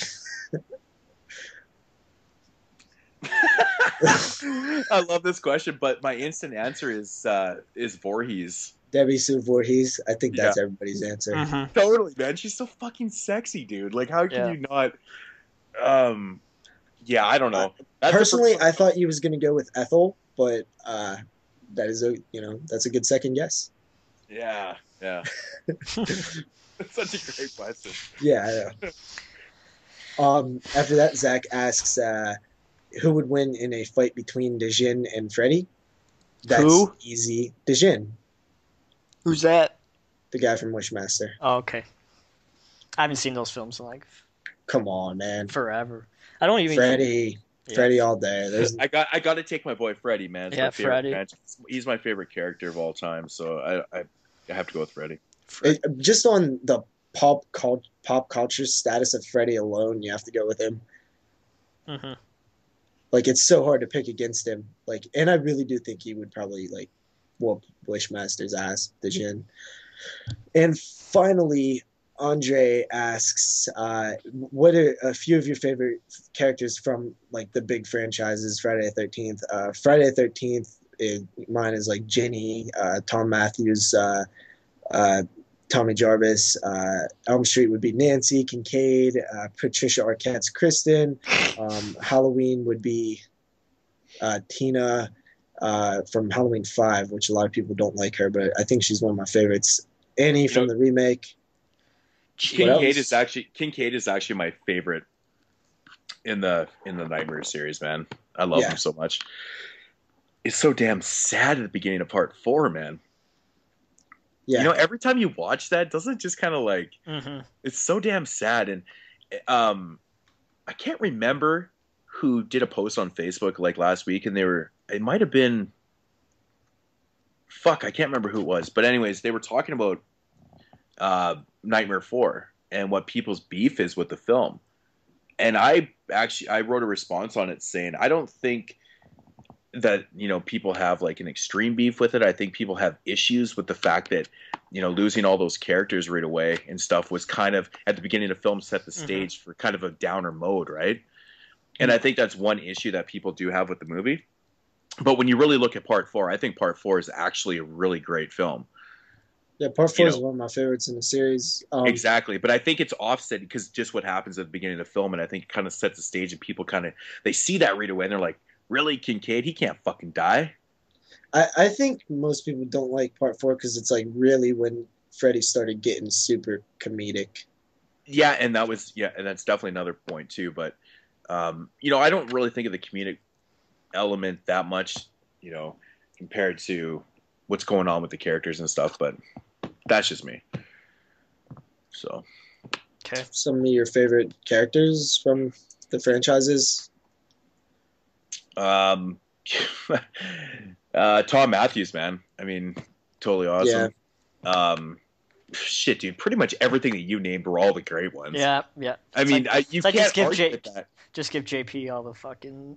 Yeah, Texas Chainsaw would be Stretch and Chop Top. They had Andre had a lot of them, all the franchise listed. So I just named the ones that Kyle, I like. Child's Play 2. Scream. Yeah, Kyle needs to make a return as a character in the next Child's Play. Scream, Kirby, and Sydney and Stu. Those are the three good ones. Yeah, Stu's awesome. Yeah, so that about wraps it up for all the questions. Okie dokie. So, seem to be on pace. So let's go on to what we watched. This week we'll be talking about 2 films and a pick of the week, because that's all me and JP watched, because I'm a loser and finals have taken over all my time. But I just don't watch that many movies a lot. Starting in 2 weeks. That's like all I want to do when I'm at home. I just want to watch movies, Yeah, I don't know. I've had a rough week also. Yeah, it's been this whole month. It's been brutal. If you guys have been noticing, I haven't been watching that many films, and what I have been watching contributes to film school in some way or another. So it took me like 3 nights to watch one of the films that I watched. I kept falling asleep, and not because it was like necessarily bad. It's just fucking tired. Yeah, me too, man. I need a break. Who's but anyway, going first? Doesn't matter to me. I'll go. Okay. So the first film I watched is called. Now, this film has, much like another film we'll talk about later, has a terrible title. It's called Alien Raiders from the year 2008. This title instantly throws you off. Like, who's going to want to watch a movie called Alien Raiders? It sounds garbage, doesn't it? Mm-hmm. It's not. It's actually really solid. Huh. It's a group of kind of like these special, like, tactical group of characters enter a small town grocery store, pretty much take it hostage, lock the doors, and basically they're looking for an alien. There's an alien-like virus and they tracked it down to this place. They used to work for like top government stuff, and they all kind of dropped out. For all feed, interesting. Yeah, and they take this store hostage, and they have everybody tied up and stuff. And they have one of the characters is named Spooky, and he's kind of the guy. He's the spotter. They have a name for each character, like the medic, the spotter, and so on. And the spotter kind of looks at people and can tell if they're infected with the alien or not. He gets killed. So basically they have to go the old-fashioned way, which is kind of reminiscent of The Thing. It kind of feels like that a bit. Nowhere near as good, obviously.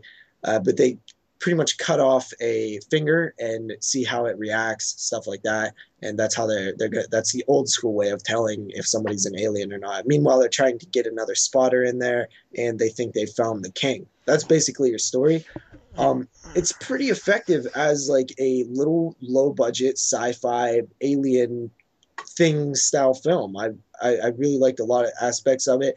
I think the third act kind of gets a little predictable and goes into that like paint by numbers territory where it's just like wrapping up the story, kind of basic screenwriting stuff there. The characters are kind of cool, kind of predictable with like who's an alien and stuff. I think it's nowhere near. They don't do a good job of like building that like tension and suspense and stuff like The Thing. I keep comparing it to The Thing because it's kind of similar. It got a similar concept. Mhm. But Alien Raiders, pretty damn solid. Have you either of you guys seen this one? No, but I added it to my wish list because it sounds It's real pretty cheap cool. too. Yeah. No, I haven't seen this one, but I did watch the review on it though that you did. Yeah, it's one of those films that you just it was doomed from the start as soon as they titled it. Alien Raiders does sound shitty. Hey, Moodz, It does. Yeah. are you gonna pick up? Sorry, this is off topic for a second. Are you gonna pick up that insane film? I know it got a Region One release finally. That's the guy from the director who did Evil Ed. Yeah. Yeah. Yeah, I've got it sitting in a cart right now. I just got to actually pick it up. So Hmm. You gotta let me know how it is. So I give Alien Raiders a 7 out of 10. Cool, cool, cool. nice. Cool bones. Hmm. All right, I'll go. First up, I watched this film from. Oh fuck, man! It actually says it's released in this must be a 2013 film, but it's a 2014 release by Vicious Circle Films, and it's called Antisocial. Nice. It basically is about a group of friends, about 5 friends, university, students and stuff, and they've decided that they're going to have a house party to bring in the new year. And so they all gather in their dorm and whatnot. And what they have, they don't know what's going on outside of them, but there's like this global epidemic that's happening. And basically, what's going on is that people are going fucking insane outside and actually starting to like attack other people and kill them and do all this crazy shit. And nobody has any idea what's going on. You soon learn that basically the epidemic is caused by this virus that is going through your social devices. Huh. So it's being caused by, if you're fucking around on your computer and stuff, it can infect you that way. If you're talking on your phone, it can fucking, So go. it's like fear.com. Yeah, it's kind of like that, totally. So yeah, anyway, so all these people, and when you get infected, you basically start to see shit, and then you start to bleed through your eyes and nose, and then basically you lose your shit and you get ultra aggressive and you go crazy and you start to fucking, try to kill people and shit like that. So once they figured out that, people are going absolutely insane, they're not, obviously not trying to let anybody in their place and stuff, but, them not knowing exactly what's causing all this, some of the people inside inside their dorm start to turn and stuff. And then basically it's, your typical fight for survival. And, we need to figure out what the fuck's going on here. You know what? The movie was okay. I understand the social commentary that was going on here. It's, they're basically saying that everyone is so damn connected, and there's a lot of social commentaries. Definitely not an original idea. It's not an original idea at all. It's about your fucking technology and how everybody uses technology way too much. And this is the result of using technology way too much and everybody being so damn connected, is that instantly when some shit goes through, your social media devices and stuff, it's gonna fucking, this is what happens. And it's not the worst idea in the movie in the world. I don't mind this at all. It wasn't the worst movie I've seen. It wasn't too bad. Like, some of the effects were pretty cool. Some of the attacks were pretty interesting and stuff, but it's very kind of segregated. It's, you're in this room and you only have these characters, and it's basically all about them and what's going on and stuff. So it's just, there's not a lot to offer really. Mm-hmm. I think a lot of people have mixed opinions on this one, because I've heard some people, really enjoy this one, and other people say, the social commentary, it's very obvious, it's kind of, boring, blah blah blah. I do agree with both elements of it. It was entertaining, but at the same time, it's not the most original idea in the world. But I don't know. I'm kind of on the fence with this one. I think I would loosely recommend this one. Maybe kind of give it like a 6 out of 10. Like I said, I think it's worth the watch. Mm-hmm. But yeah, it's definitely not the worst Vicious Circle Films release I've watched this week. But overall, it just suffers from that idea that some people might go, oh, that's really fresh and original, but it's really not. It's been done many times. Mhm. And some of the effects are not the greatest in the film and stuff, and it's kind of predictable at times too. So it gets like a very, very loose recommendation. Seek this one out if you can find it for cheap or see it for free or whatever. It was okay. That's all I can say about it. It was okay. Interesting. Yeah. I'm gonna have to definitely check that out, and I'll let you know what I think when I watch it. Yeah, like I said, I think people will have different opinions on it, and that's kind of that piece though. It's that whole social commentary. I mean, we're all victims of it though, right? Mm-hmm. We're using fucking technology right now. Yeah, but that's exactly what we're doing, right? I'm sick of that idea. But yeah, this one, I don't know. I kind of am too, Jeremy. Seek at your own risk. Like I said, it's not the worst thing I've seen. It's not the best.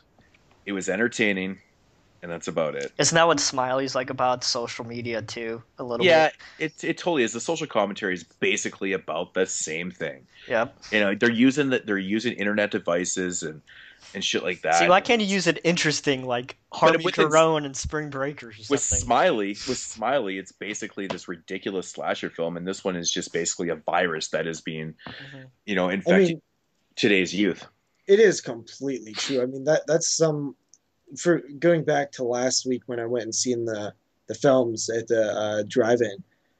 Halloween's playing, and because of technology, everybody's looking at their phones and they can't pay attention to the film. Does that not fucking anger you when you're watching a movie like Halloween and you look over and some dude's like texting and you're like, we're watching fucking Halloween, dude. Listen to this, dude. So a couple years ago, I was my cousin, who's a female, was at my house, and I had another friend here, and we was watching Pet Sematary. And I was like, this is a really awesome movie, pretty scary. This is one of the films that actually gave me a nightmare when I was a kid, which was like the only film. And so we're watching it. My cousin's, looking at her phone the whole time. I'm like, that's really annoying me. Can you stop? And she looked up and Church was on the screen and she's like, that cat looks fake. I'm like, it's a real cat. What do you mean it looks fake? I was like, what are you talking about? What is wrong with you people? Nice. So yeah, carry on. Well, I'm done with Antisocial, but like I said, I'd loosely recommend. Like I said, man, I have seen some fucking people talk about this movie and they really enjoyed it. So that's why I'm kind of like, seek it, check it out at your own risk kind of thing. But it is what it is, man. It's a loose recommendation. All right. Jeremy. Okay, my first film that I watched last week is a movie Moodz sent me that I saw before last October. I wanted to check it out because Scream Factory released it. I wanted to see how they did with the transfer and everything. And that is Crawlspace, starring Klaus Kinski. Klaus Kinski. Thank you, Moodz. Thank you, JP. I say that every fucking time, and you always fucking correct me. Every fucking motherfucking... I knew you said it in anticipation for me to correct you, so I felt if I didn't, I would have let you down. Mm-hmm. I don't even know if I'm saying it right, to be honest. No, it's Klaus Kinski. Yeah. All right. This is definitely an underrated gem that Scream Factory picked up because it didn't have a Region 1 release. But this movie's from 1986, directed by the fucking guy. He's a Full Moon director. David Schwimmer, is that his name? David Schwimmer, however you pronounce his name. Really nice Jewish guy. I met him last October. Anyway, film is about Klaus Kinski owns a apartment building, and he basically kidnaps the women who live in this apartment building and knocks them off, and he spies on them through the crawl space in this apartment building, and all these women are disappearing, and people are coming in asking about the vacant apartment, and he only accepts women in this vacant apartment because he obviously kills them and knocks them out. But he keeps this one girl in a cage in his. I don't ever think we learn her name, but he keeps her in a cage in his, I guess, his office, and he cuts her tongue out just like the guy in People Under the Stairs, so she can't talk or anything like that. But but he keeps her around, and he kind of opens up to her a little bit because she can't do anything about it. We truly see how fucked up this guy is. And then we see something happen in the ending, and it's just fucking amazing. The sequence when he's watching something in his apartment is just absolutely amazing when we learn about why this guy is fucked up, and we start to feel for him a little bit.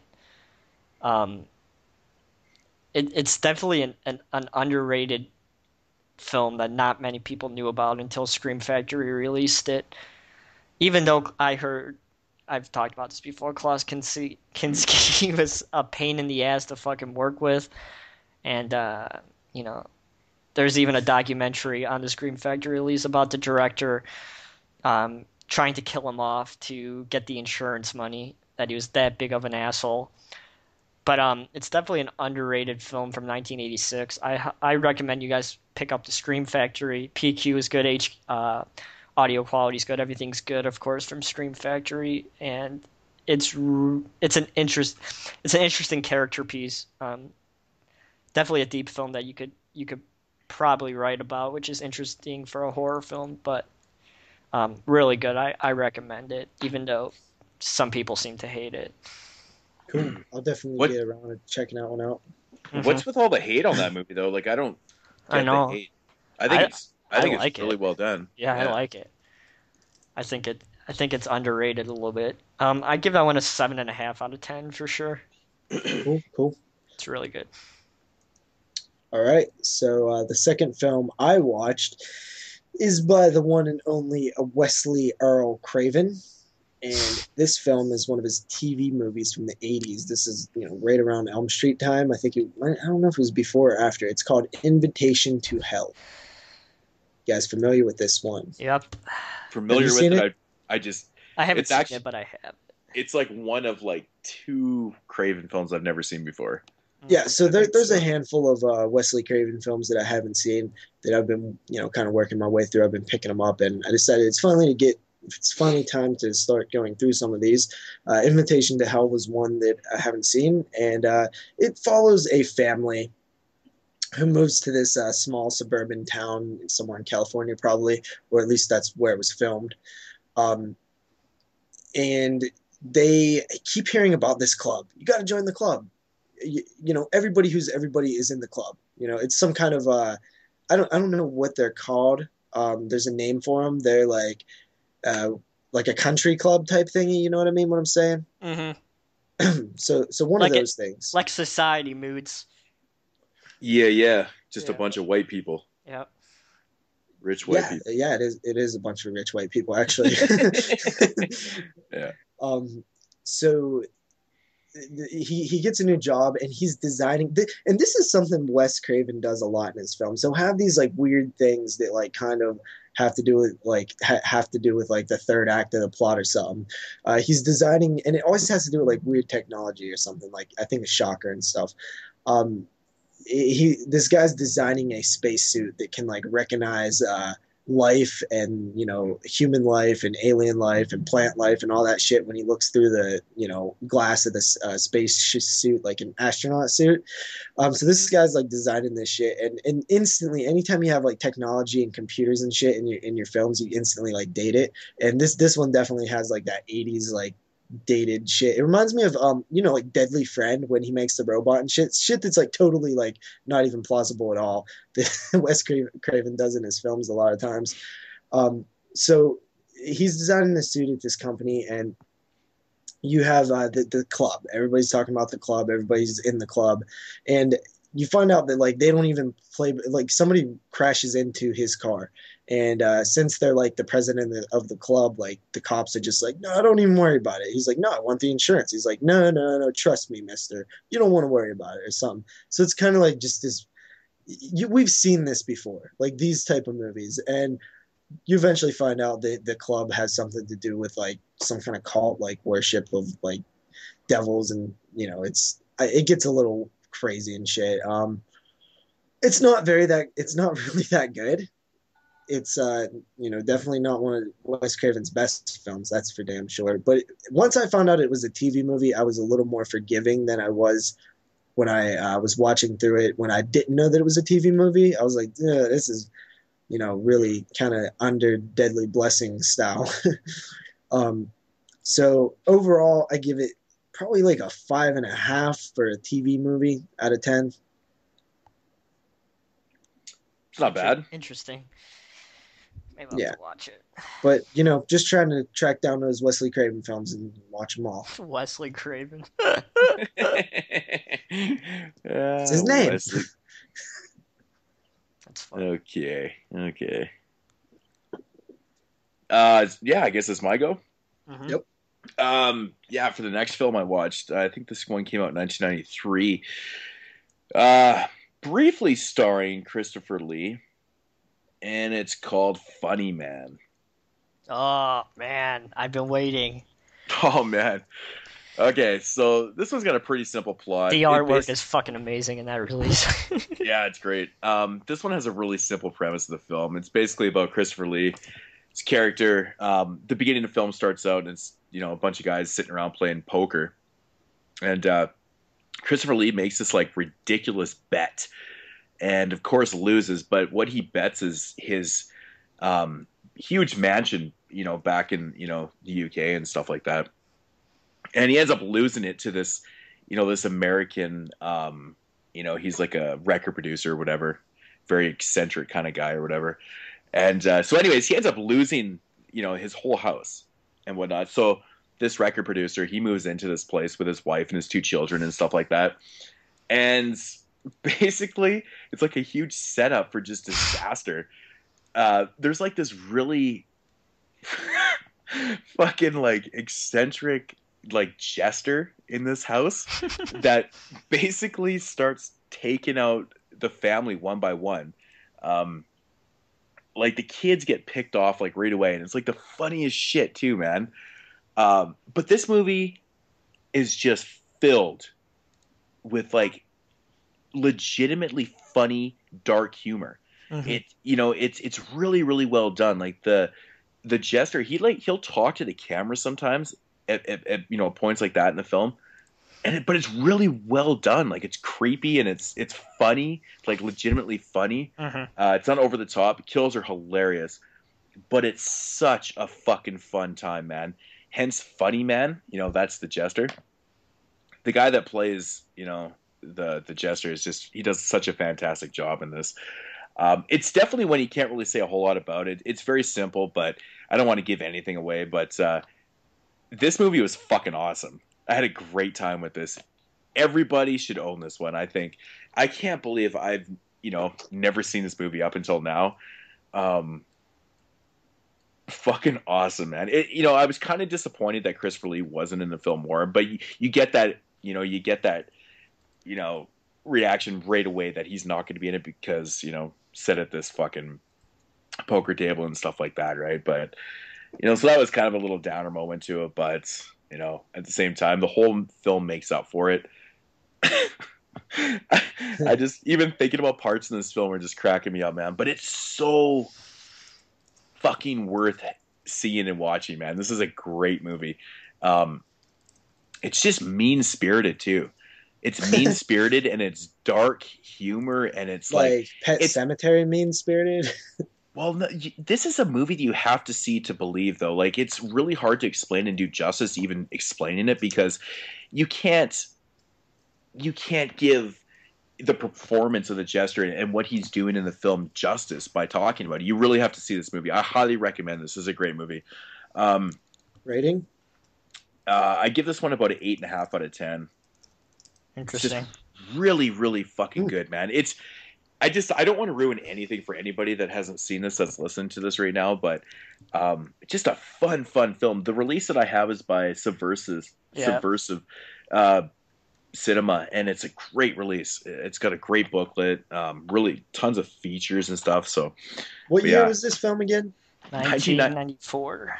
93, I think. I think it came out in 93. 90s, huh? Yeah. If it came out in 93, Jeremy gets all the good shit. Yeah, and you know what, man? This movie actually feels like a 90s film. That's good. I actually like the 90s feel. Yeah, it has a 90s feel to it, but it's like, I know, explaining a movie like this to you, JP, you might be a little turned off, by the comical elements and stuff, but this one really does work, though. Really does work. It's so fucking mean-spirited and dark. You just be like, awesome. It's great. It's great. I mean, seriously, kills the kids, right away. It's awesome. So.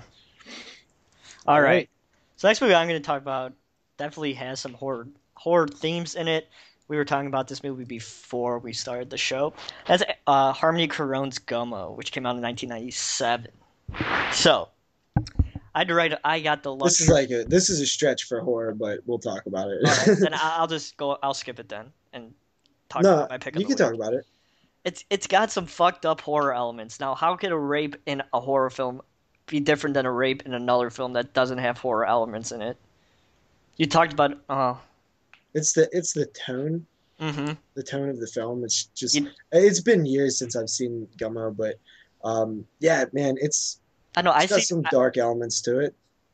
I've seen a lot of people talk about it, horror conventions and stuff like that. Maybe it's just me or something like that. Yeah, it kind of reminded me like of the types of films that I like, where it's just this troubled youth, which I love, like troubled youth films, but it's like a hyper realistic look at youth, and that movie kind of has like you were saying, the situation. It's about these. It's not really like a flowing narrative. If you guys are familiar with Harmony Korine, you know that he does not give two fucks about a narrative. He doesn't give a fuck about the characters. He doesn't give a fuck about anything. I don't think it's true that he doesn't give a fuck about the characters. I don't know. I just don't think he gives a fuck about anything. That he's gonna make something that he wants to make, and he doesn't give a shit what people think about it. But film has no narrative. It basically follows a community in Ohio after a devastating earthquake. Not an earthquake, tornado. Fucking tired. A tornado. And was it a cactus NATO? No, it's not a cactus NATO. It was not a blank CD NATO. It was not any of that. But this town gets devastated by a tornado, and basically everyone in this community's life gets turned upside down, and some pretty fucked up shit starts to happen between these characters, and it's an interesting film, even though this is a horror podcast, and I know that, but I know a lot of people on here are familiar with Gummo and watched it because it's often brought up to being one of the disturbing independent film of the 1990s, and wow, it was really made in the 90s. Late 90s, and during its festival run, a whole bunch of people from the press who can't handle it got up. Which when I was watching it today, or watching it in 2014, it's definitely not as extreme as other things that are being made today. But I could see when it was released in 1997, the overtones of raping a mentally challenged girl and beating cats and stuff like that. I fucking hated class. I hated it. Like, they beat cats, they drown cats. Cats definitely have an overtone, but they don't kill house cats. They only kill stray cats.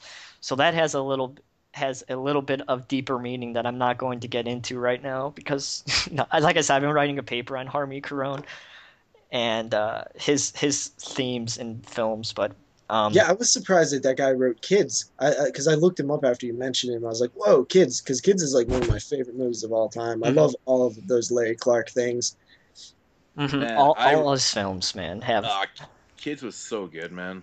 All his films have common themes between the characters. Definitely characters who are put into situations that lead to extreme boredom that they have no idea. So they act in an extreme way to get them out of this boredom. Kids, obviously, they get bored, so they rape. It's just what it's. They it's give kind of. they give AIDS to all these people. It's pretty fucked up when you. It's think just about kids it. being kids, really. But they don't think about situations. But they don't think about the consequences. They just do it without thinking about the consequences. Which is exactly what kids do. Exactly, and that's seen even in Gummo. They're killing cats and fucking mentally retarded women and not thinking about what could happen. They don't care about what happens. And the same thing with Spring Breakers. If you guys haven't seen Spring Breakers, I highly, highly recommend you check it out. I know people are often weirded out by the cast, but the cast makes the film. It's a highly, highly disturbing, fucked film with a lot of fucked undertones in it. And you see the same use of theme. Sorry, I'm getting off track. Yeah. Gummo, 8 out of 10. Check it out. Goodbye. Pick of the week time. Sorry, I have Harmony Korine on my mind lately, but yeah, I like all those types of films though. They're really cool. Like, yeah, okay. So I don't talk very often, so I guess I could get a spiel every once in a while. You want pick of the week time? Sure, pick of the week. So, my turn. Yep. My pick of the week this week is a film that came out in 1989. It's a sequel. It's called The Fly 2. So The Fly 2 picks up after the first Fly, which is like a remake. So I guess it's technically not the first Fly, the Cronenberg Fly. And this one is, I was surprised to see that there was like a continuity between the films. I was not expecting that at all. We have the son of the Brundle, Seth Brundle in the first film, and he is part fly, I guess. You have fly DNA with him, and he grows up at a accelerated rate, like kind of like Species, I guess. Mm-hmm. This was done before Species, obviously. So he's very smart, very strong, very just better than regular humans, pretty much. He is kind of born into like the government, kind of, he's like born on some kind of research facility, like base thing. He then, after he grows up, he kind of gets a job as, finishing the teleportation experiment that Seth Brundle was successful in the first film, but it's kind of messed up. They got to really work out all the kinks. As he's doing that, he begins dating a girl, and there's like a betrayal, and he is slowly turning into, I guess it's a fly. It doesn't really look like one. This film has like a lot of cool effects. There's actually one with like a mutated dog that was actually kind of really sad. It was like bugging me. It was really like downbeat and stuff.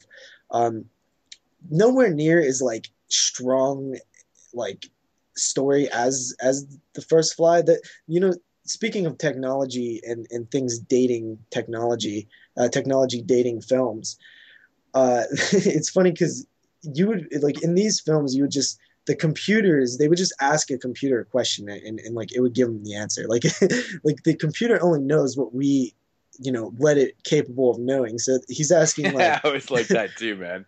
Yeah, he's asking like what would happen if like I put my DNA in a fly or something. It's like, well, like if you don't know it and you like run the computers and stuff, like the computer's not good. It's always funny when these like 80s films do that. Like these computers are like something that like a god that just knows everything. So yeah, The Fly 2, I was really surprised by this one. I'd never seen it before. Going into it, I was expecting like a way like lower grade sequel, but it's actually pretty strong. It's like I said, it's no Cronenberg's Fly, but it has its qualities, and the gore, it's kind of gross out and stuff, and I like that kind of stuff. So The Fly 2, I give a 7.5 out of 10. You guys like The Fly 2? Yeah, I don't seen mind it actually. I don't mind it. What the fuck's his name? Eric Stoltz is the lead in that film. Yeah, I didn't really care for him too much. That's one of the negatives. Yeah, I actually haven't seen it in such a long time, man. I really gotta check it out again. It's a fun one, dude. Mm-hmm. Yeah. All right. So my pick of the week here is from, I believe, 2013. From the director of The Midnight Meat Train and Versus. I know what this is. This one is starring Luke Evans, and it's called No One Lives. Yeah. Fuck, man. I didn't really WWE film, man. That's crazy. Yeah, I know. I didn't really Does know. that have good hope for See No Evil 2 and Leprechaun? Nah, just see No Evil 2. Jesus, man. I hope so. I hope it's on this level. Yeah, this movie fucking really surprised me. I had no idea what to expect from this. No idea. Mm-hmm. I'd seen lots of people have this like on their best films of last year, and I was like, I didn't know anything about the movie. It's basically about Luke Evans' character and his girlfriend. They are traveling around the country or whatnot. Apparently traveling around, and they're actually kind of like, abducted by, these kind of fucking badass people and stuff like that. But what they don't know is that Luke Evans' character is actually fucking insane. So basically they fuck with the wrong person. And then you learn some things. This is one movie you can't really give a lot of shit about at all. I can't really say anything because I don't want to ruin anything, but that's pretty much what it is. It's a very, very simple premise with a very cool, instant twist to the film. You learn something right away about Luke Evans' character that's pretty fucking awesome, and his motives and what his motives are. And this one is fucking nuts. It's got great, great gore. It's got great scenes. There's a lot of death in this film, a lot of blood. For a WWE film, I saw this in theaters. I was highly surprised. Yeah, dude, I was so surprised by. Well, there's definitely one scene in this film with. I was like, what? Really? Like, it was pretty nasty. But really well done. I mean, I think there may have been a smidget of CGI in certain parts. But it was really, really fucking well done. Most of the effects are practical. Everything is pretty much practical in the film, which was awesome. Really enjoyed that. But this movie right here, hard one to talk about. Can't really say a whole lot about it, but highly recommend this shit, man. You like Gorefest? Yeah. It even says right on the back, like, a high body count and gruesome thrills, a film that's, like it basically just says it's fucking gruesome as shit. I can't deny it, man. This movie was great film. JP, I think you'd really dig this one, man. But I think the most surprising thing for me is that I didn't expect it to be what it was at all. It really worked. So No One Lives. Rating this one, I will give it about an 8.5. I think the way they structure the kills in this film too is quite interesting. I thought it was pretty cool, man. I especially loved the scene in the bathroom. Do you know what scene I'm talking about? When they break into the bathroom and they see her. Yeah, I just love the way she was, kind of presented at that moment in the film. I thought that was super cool. But this one has some fucking high octane scenes and shit. Highly recommend it. No One Lives. It's good. Really blew me away. So awesome. Great film. I'll definitely throw that one on the watch list. Yeah. So your pick of the week. My pick of the week is a film me and Adrian we're talking about a lot. And if you follow us on the 22 Shots Moodz and Horror podcast, you probably know what movie I'm talking about. And that's Peter Jackson's Bloodfest Dead Alive. So after me and Mr. Lost Witch. We're talking about Dead Alive. Me and Mr. Lost Witch. That's a funny name. I decided to pop it in and to give it a watch because I haven't seen it in a while. Definite pick of the week worthy. Nope, not a worthy narrative or anything like that, but it's such a fun film. The ending is just fucking fantastic. It's so Singaya. fun. Okay, Now my question is, how does the Blu-ray look? Out of print. Out of print. It looks out of print. $50+. No, but honestly, how is upscale? How is the transfer? Upscale DVD.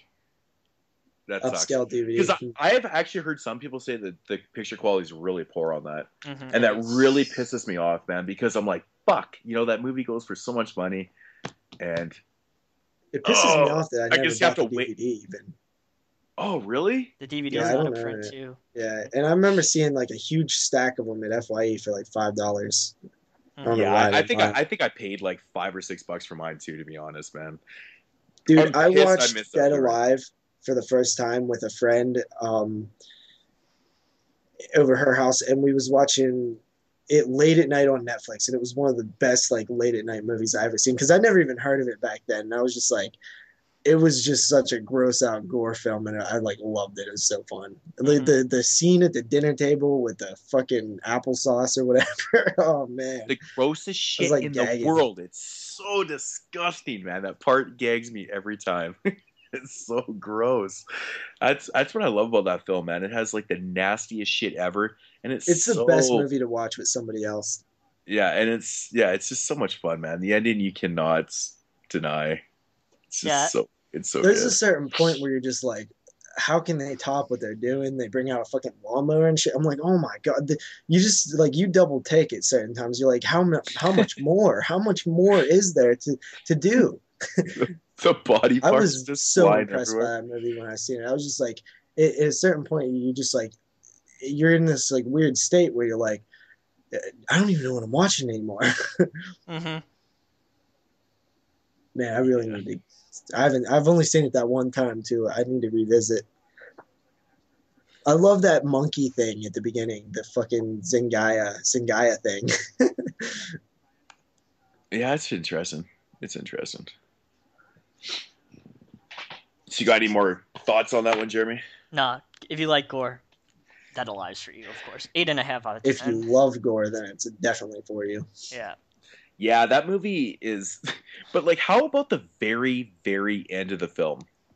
I can't remember, dude. It's been a while. The fucking very end of that movie is so fucking retarded. I'm sorry, but it's like, what? Mm-hmm. It's so funny, man. It's so funny. Are we ready to move on to our discussion? We got 19 minutes before the Skype recorder shits out on us, but we could just start it back up. So if we cut out here, guys, I apologize. Is it 2.5 hours? 2 hours and 34 minutes. Okay. And we're at 2 hours and 16 minutes. So Sure. we'll be talking about the 2013 release of Torture Chamber. And now I'm going to hand it over to Moodz this time around because it's his recommendation of this week to watch instead of JP to tell the story of Torture Chamber. Go ahead, Mr. Moodz. Well, Torture Chamber is kind of an interesting story because it's not really told like a spoon-fed story at all, as you guys probably know. Mhm. It basically follows this character named Jimmy, and he is like a burn victim. And basically what he's done is he's kind of gathered, other, I wanted to say the word inmates, other fellow, burn victims and stuff. And he's basically kind of, he's got certain powers about Jimmy. Mhm. He can do certain things, and he has this weird kind of like cult leader status about him that he can control people in certain ways and stuff. And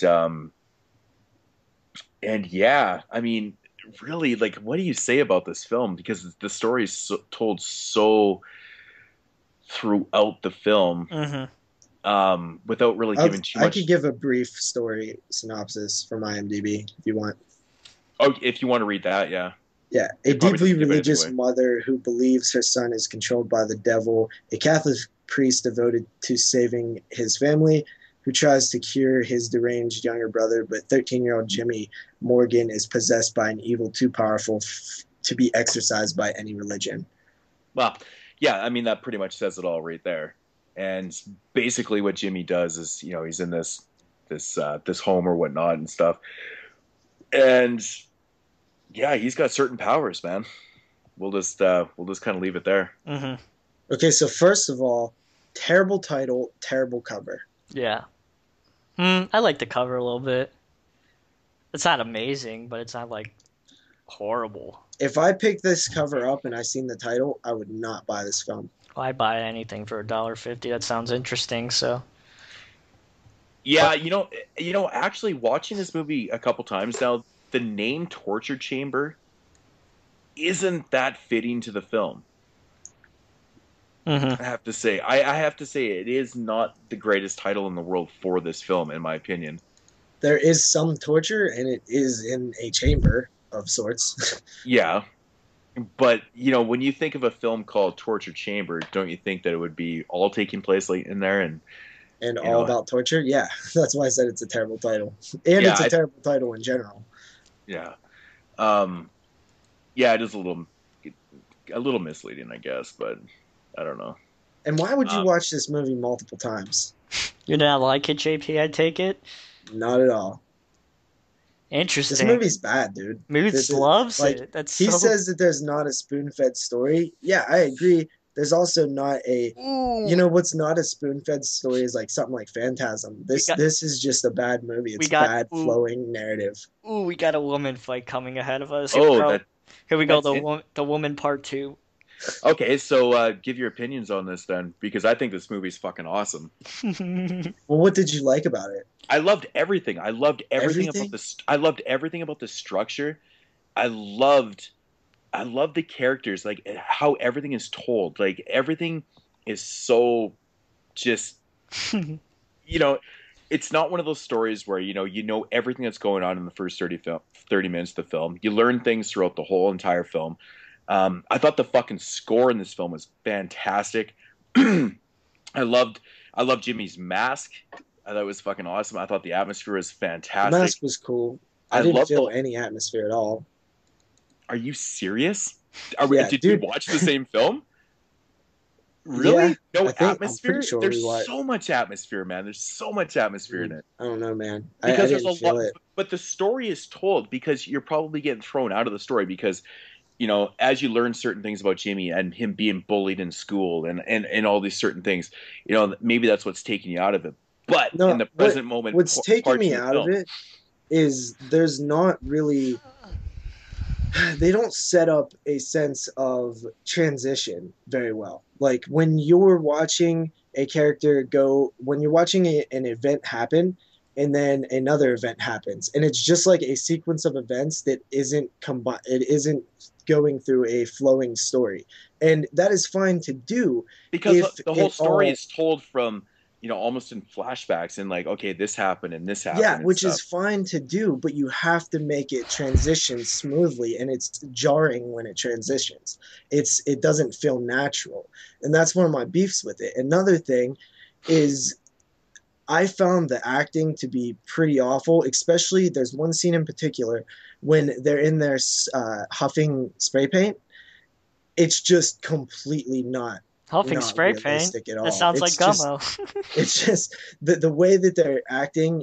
That I've seen kids huff spray paint, and they're just like it's Yeah, over. but dude, it's kids and whatever. Mhm. I mean, Yeah. I don't think. I mean, there's a lot of films out there that I love that has some pretty sketchy acting in it. To be honest, Yeah, I didn't that's just think one that. minor complaint. The acting, that whole scene to me just seemed really silly, though. Um, Another thing is, Really, I didn't find not scene one the character scene is to so be essential interesting. though. But the scene is so essential though because that whole scene with the them huffing all their fucking their hairsprays and their paints and shit like that. I mean, that's what happens to Jimmy, and that scene's essential. Yeah, but that scene is also, it doesn't really make sense to me. How does it not make sense? I don't Okay, so understand. How does that? he How that kills the just? kid with the bag, but he doesn't Yeah. kill the kid with the bag. He also kills the kid with the bag while the other friend watches and then doesn't realize that he's killing the kid with the bag. Well, I'm assuming is because what the other kid doesn't realize. Is that what you're The saying? other kid's just standing there watching him kill the kid with the bag, and then he's like acts like Well, nothing happens when after. well, it's simply because the kid's so fucked up. He doesn't even fucking give a shit. But another thing is like they're sitting there smoking weed. I don't see somebody who's already doing huffing spray paint's like something you do when you don't have anything else to do. Like they're already smoking weed. It seemed really like unnatural to me. Even if they are young, it just I don't know, man. It was Okay, bad. so these are your complaints, though. That's one of my complaints. Okay. The flowingness of the story was another thing. I also found not one character to really be interesting besides Jimmy a little bit, but at the same time he felt generic. There wasn't besides the mask, there wasn't really much to him. He was just like a puppet. He was like a walking head, talking head, pretty much. Just But I there was mean the whole no but the whole film it doesn't have anything to do with anybody else except for maybe his the brother. mother, the brother, the cop guy who's tracking him down. None of those people was at all interesting or even remotely creative in character wise. They were pretty all generic. Okay. Okay. I mean, I don't know how involved you need to be into the police officer that's investigating things. I don't really Well, I think mean, that's this was you guys' complaint with Evil Dead, right? what That's do the you number mean? one thing everybody says is the characters, the characters, the characters, the characters. But the whole movie's about Jimmy, not the fucking police in I the Evil Dead. disagree. I In the Evil disagree Dead. with the In the Evil Dead, dude, everybody that's on screen is a main character. They're all in every single fucking scene, and pretty much every character in that movie wasn't that cool. And that's the problem. I mean, you have the police officer, and he's like a secondary thing. The story is about Jimmy.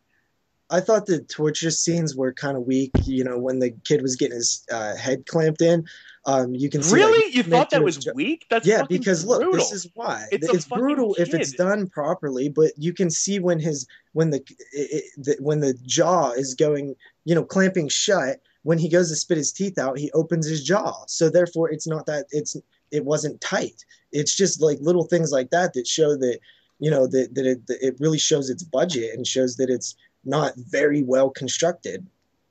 Yeah, I completely disagree. I thought it was really well done. I mean, I like these type of stories that, are just not they're not flowing that Yeah, but this story in particular, I don't think it's. I think it's done because there was no real story to tell.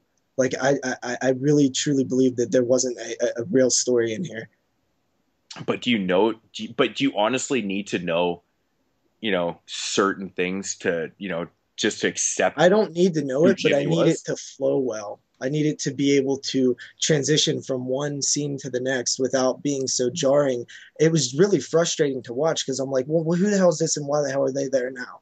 Like, I don't know. Like, You you're know, watching this girl go from one location to another. It doesn't even seem like these two locations are you know near what? each other. I think you need to watch it again because after watching it again, there were certain things that I noticed too that it's probably one of those things that one of these movies that you definitely need to see over once, more than So, once. what was the story? Like, besides this kid is obviously controlled by some supernatural force, whether it's the devil or a Well, demon. he's just possessed. Yeah, He's just okay. possessed, and that's basically what it is. And he's just on a warpath. That's basically what it is. He's pissed off because of what has happened with his teachers and the students and stuff like that. Hence his killing spree and stuff. That's really all it is. There's not a lot there. I will give you that. There's not a lot there. But I really like the way it was told. And it's just kind of here you learn this little thing, and then it goes back to Jimmy being in school, and and then it cuts to this and stuff. I really like that kind of structure of the film. I like those structures too. I actually like those a lot, but this one is just not done well to me. It's just there's so many instances where I'm looking at the film and I'm like that felt so not smooth. Like that transition between that scene and that scene was just so unsmooth that it really is taking me out of the film. Huh. It's interesting. Yeah, I didn't have a problem with transitions or anything because, especially watching it again, yesterday, Well, I was maybe like, watching it again does help, but also like so some things I just he's capturing people, he's locking them in jails. Where's this place at? What are they doing? Like why is all these torture devices there? What like but how do these people but you have to give the kid some type of angle, right? He's basically just there to kill. yeah, but He's pissed also off, and that's what he's doing. the acting during the torture scenes I thought was just terrible. Like the one person getting burned, I was like, that is the most unbelievable acting that I've seen lately. It was not it didn't have a sense of like real But like torture to it to me. It felt almost like cartoony. Like you look at something like okay. But you have to realize this is like a really, really low budget film, so right? was something like August Underground though, and that is believable torture to me. Yeah. But this movie isn't strictly about torture, though. Yeah, So I that mean, with also August goes Underground, back to the stupid title. well, yeah, like I said, I even agreed. Like the title "Torture Chamber" isn't the best working title. I wish it was actually called something else. To be honest, I think it is a little misleading because this movie isn't about sitting in a dungeon and pulling off a Fred Vogel fucking torture scene. I think there's just nothing there, man. There's not really anything And to hold me in it. What really, is there I besides really just the way the story is told? What else do you like? I loved it that it was very visual driven. Like there was a lot of scenes that were just kind of slow and fucking, but there's not much dialogue too, and hence the visuals, and that's what kind of even some of the story was told that way too. I like that. I didn't. Jeremy, Right? Like that. Those are the things that I really enjoyed about this movie. I didn't And think it was that visual, dude. It felt really like almost full moony to me. Like I could. really, It really felt like. It felt. I man, can almost feel the you're the camera first guys like person. standing there You're the and first shit. person I've heard that hasn't liked this movie yet. That's so Like weird. there's not like that good of lighting. It's I don't know, dude. I didn't really feel it at all. Well, And to be honest, I thought most this of was the going to movie be is a good filmed in movie. dark. In the dark. It is. I mean, just because you don't like it doesn't mean it's not good. I mean, honestly, you're the first person I've heard say that they didn't like this movie. It's really interesting. I find it very intriguing. But I don't know. I Dude. just You still haven't like convinced me on things that I'm like not really seeing. I honestly am I'm not surprised. trying to convince you. I'm not trying to convince you at all. I'm You telling you should. why I like the movie because I Yeah, don't need but to that's what I'm convince you. saying. Like If you that's don't like what the movie, you don't like it. But I'm telling you, I love the visuals. I love the score. I love the fact that there's no dialogue in the film, barely. I thought the atmosphere was fucking awesome. I love how the movie's not spoon fed. It's told in ridiculous fucking, kind of all over the place. I love that. It keeps you intrigued. It doesn't, it has everything that just keeps me wanting to watch to the end, you know? And I do agree. Like, I thought that Big Pussy in the film from The Sopranos, what's his name? Vincent Pistori or something like that? Who ate I all thought, who ate all the gobble-goo? yeah, I actually thought that he was pretty bad in the movie, to be honest. I dude, didn't think that his acting ending was that was great. awful. Also, the whole thing with the mother, it was like, oh man, I didn't get why did he take. Okay, here's another thing. Why did he take the mother, who's like blind, to that place, to the like castle torture chamber thing? It's ludicrous. It does not make sense. See, I think once again you need to watch. I'm not going to get into that because now you're just getting into spoiler type territory and stuff here. So I'm not going to get into this, but I think it is definitely something that. Well, I mean, you're obviously not going to watch this again, but I mean, I don't even care about convincing people. No, I will I fucking don't mean totally. like convincing, dude. I just mean like sharing what like showing me why you like it. That's what I And meant by actually, convincing. another thing I liked about Jimmy is the fact that I don't know. I mean, this is another unexplained thing. He is kind of, he's possessed and stuff, and he's got this priest brother. Of course, he has this priest brother. I mean, Ridiculous.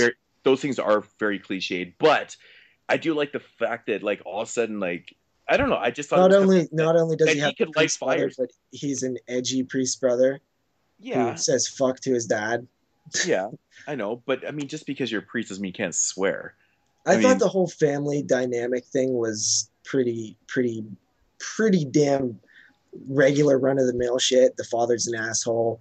It's man. yeah, but those are they are the very typical elements of But creating when who you Jimmy barely have is. anything else in terms of story, those elements being cliched really kind of brings it down when those are your only But elements that you're it's all dealing about with. like Jimmy. I mean, I think you have to use your imagination a little bit too. I mean, Jimmy is he's into this satanic rituals and stuff like that, and obviously because he's possessed and whatnot and stuff. I I like just that thought he though. was a I like that. generic character. I don't need to know anything else. That's the thing. I just don't need to know a whole lot more about that and stuff. I really like the Like fact that he could light fires with his mind too. I mean, it's completely ridiculous, but at the same time, you can look at I a lot just of type films like what was Jimmy's goal? Like there's no to if you're fucking gonna kill. make him a He's villain, possessed, but he's okay. evil. He's just there to kill because I mean, first of all, he didn't start out as a burn victim. I mean, this is what pissed him off and obviously set him over the edge. I mean, it's quite obvious, right? I mean, he wasn't Well, I necessarily don't who know. he Like he was was. seemed pretty pissed off when he put that bag over the kid's head. Yeah, that is true. But I mean, he didn't. Okay, whatever, whatever. So But so I no, mean, but I mean like what was he's to kill people? Okay, he can set the floor on high heat, but instead like I don't I just didn't. okay, that's cool, man. If you don't get it, you don't get it. Like that's fine. But No, but what was like? Why would he not kill? These people. Like it seems like nobody could be a threat to him because he just can make the floor burn hot, and it just. I totally. didn't really buy him as a villain. Like he doesn't have a presence like Sam from Trick or Treat or something. Like it's just some weird kid with crappy Freddy Krueger remake Scarface. Okay. His face kind of reminded me of Jackie Earl Haley's. Hey, Jeremy, do you want to chime in here? Not really. I'm enjoying this quite a No, bit. no, No, no, no. What are your I kind thoughts of on am this? You have to. curious here. You're part of this too. Be honest. Just what did you think of the film? I don't know how you don't like the atmosphere. I don't get it. I didn't. It's not that I don't like the atmosphere. I really didn't feel much of an atmosphere at all, and I don't know if it what like. I don't know.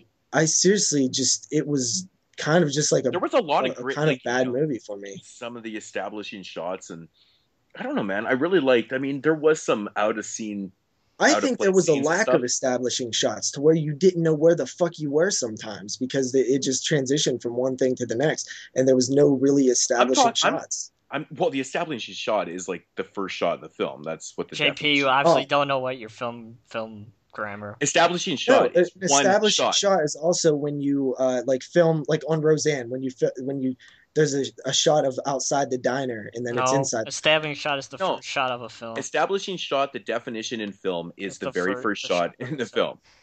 Yeah, It I mean, established where the film takes place. yeah, and Yeah, that's and that like also when you're watching a film and you see an overhead shot of a city or whatever, and I mean, That's not an fucking what? establishing shot. That's just an overhead shot. Well, no, it can be an establishing shot I because mean, if Woody it's the Allen. first shot, It is. Woody yeah, Allen's done that many times, and Woody Allen is the king of yeah, establishing yeah, shots. yeah. But yeah, I mean, yeah, I've wrote God so many papers on. I don't know. Like I said, I'm not going to sit here and try to convince you no, otherwise. and I'm not expecting you to. I just don't understand like, especially right from the beginning. Like I thought there was a lot of great shots, man. I mean, I don't know. I don't know what else to say I without don't know giving if maybe everything I about the wasn't film. noticing some of the shots and stuff because I was so taken out of the film by the fact that um, I didn't think any of it really had a purpose. Nothing felt purposeful to me. Like any actions of characters I didn't think you were feel. misled by the structure of the film. I think right away because even when I was watching the movie with my wife, she was like, "What's going on?" And I will admit, the first time I watched this movie, I was a little confused at times. Like not to the point where I was like, I have no idea what's going on. But rewatching it for the second time, I was like, okay, I kind of knew exactly what I was getting myself into. So maybe that's just one of those things where it does need to be watched a couple times because it's not structured like your general film. Mm-hmm. Like it's all over the place. It really What is. about the guy in the hole with the fucking dirt? Where did this hole come? Like there's so many just like things that it's just like silly to me. It's like it's just bad movie making. Like some of the like in terms of like the narrative, the cliches are just over the top, like ridiculous. Like the girl falls down a trap door. Like what the fuck? This isn't Scooby Doo. That some of that stuff just came off really silly to me, dude. It really did. Like she falls down a hole and then ends up with an axe in her hand. It like that stuff is cartoony, man. I don't see it. Do you disagree? You don't think that stuff's cartoony? That she falls down a trap door? Yeah, but she's falling down a trap door. Yeah, it may be a little cliched, but I mean, it's not how it's done. It's not done in a comical way, though. And like, you can fucking obviously distinguish between Scooby Doo and Torture Chamber that it's not fucking comical. Dude, like, I mean, come on, man. It's cliched as hell. It's like trap doors, spooky houses, creaky doors, shit like that. It's just, I don't know, man. I didn't think there was anything original really in here. It's just, oh man, what's really original? Where's the original stuff in this one? I'm not saying that anything really is that original. So you agree with that, man. And it doesn't even matter that it doesn't have to be original. I know, there's tons of films that I love that aren't original. I personally love the structure, and I loved how it started. And I will say the ending is a little far-fetched and a little weird, and may not make 100% sense, even after watching it a couple times. But it doesn't really bother me. I mean, honestly, I'd watch this again, and I don't know. It's interesting. Jeremy, you got to say something. Yeah, I want to hear what you have to say, dude. I like the shots. He definitely has. If you watch the film and look at the shots, he definitely has interesting shots. I know JP talked about that a little bit, and he didn't see it. And I think the point is it's not supposed to have a plot. Gummo doesn't have a plot. Once again, connecting back to Gummo, but it works for you. It's barely connected. I kind of like associated with like a dark hallway. People walk down, and especially in the film, people walk down, empty hallways that have no purpose, but it's just there to. See, man, I agree that a film can be just, it to me. Man. It didn't have enough, man. That wasn't enough for me. Just it's like why do people get tossed into the torture chamber devices by children? I mean, it really doesn't have any point. It's just a killer kids movie, really. Like none of these kids really had anything. Like none of the characters were well developed. None of the the trapdoor stuff and all that stuff that takes me out of the film. I can't take you serious when you have a trapdoor because the tone of this film is very serious, and that's the thing. You're having trapdoors and all these different torture devices that it doesn't feel like naturally like these people are fearful of these torture devices. Like no, I don't want to go on a torture device. They're just like it's one scene to the next of just these things that just take me out of the movie. Okay, yeah, I mean whatever, man. We could talk about this all night. That's totally your. But like honestly, I think the first 20 minutes of the film is so cool because there's really good shots in the film and there's barely any dialogue, and I like that. It's just basically it's starting to tell a story with no dialogue, and I really, really respect that. And I think it's kind of, it's different. Yeah, but it's not something that is like just because you did that. Like I think. But I'm just telling you what I like of it. And I'm telling you what I don't like with it. Okay, I'm not saying you're wrong at all. Yeah, you are. How am I saying you're wrong, dude? How is this any different than the woman? Moodz didn't like the woman. You like the woman. Before we go on, chamber. The number one thing is no matter what, film is subjective and nobody's technically right. So even if I'm feeling that I'm disagreeing and I'm feeling different about it, I don't think that you're wrong. I mean, I think that have my own opinions and I think that my opinions are right for me, but it goes without saying it should always go without saying that it's my opinion, it's your opinion. We shouldn't ever have to say, in my opinion, because it's always in our opinions. Yeah, that's true. That's true. Mhm. And for everyone out there listening, we're not actually fighting. No, I love Moodz. And But I know yeah, he has a but great taste in films, and he's probably seen it a different way than me. I think it's a. I don't think it's a. When you see my rating, it's not the worst film I've ever seen. It's nowhere even close. It's in my opinion, slightly below average. mhm. All right. Well, so Rating speaking of time. ratings, well, Jeremy, you might as well go By the first. way, really quickly, an establishing shot via Wikipedia is a shot that sets up the beginning of a film or a scene. So that's what I was kind of getting at. Okay, but yeah, well, okay. Um, so Jeremy, ratings on it. Mm-hmm. Could go with a 6.5, 6.5 out of 10 on this one. I still don't know Jeremy's opinions of this one besides he likes the shots and the atmosphere. So This is all about you two. It's um, you. I love listening to arguments about films or disagreements on films. I find it fascinating that one person can have such a positive opinion towards a film, and one person can absolutely not hate the film, but extremely dislike it. I don't even extremely dislike it. I was really, I was playing devil's advocate. Moodz really likes it, so I kind of went to the opposite because I don't like it as much. Mm-hmm. Okay, so my rating is a 4.5 out of 10. I didn't absolutely hate this film. I just thought it was not as good as, an average film. Uh, I kind of expressed why. I don't think it's a terrible film, and I really do, um, but you do understand respect Mood's opinions on films. why And I like it, though, right? yeah, I can. Like I see think you were what having a hard got out of time it. understanding why I liked it. And, Honestly, I was looking for something that I may have overlooked. I wanted you to convince me in a way like that maybe I missed something. Maybe there was something I'd be like, oh yeah, now I see the film in a whole different light. Okay, so that can't happen every time. Okay, there's one part in the film with a character, Ralph. Don't there's off me. there's Okay. one part in the film with Ralph and his blonde girlfriend, and they're in the in the fucking. I guess they're not in the woods, but yeah, I guess they're in the Yeah, woods. they're in the woods.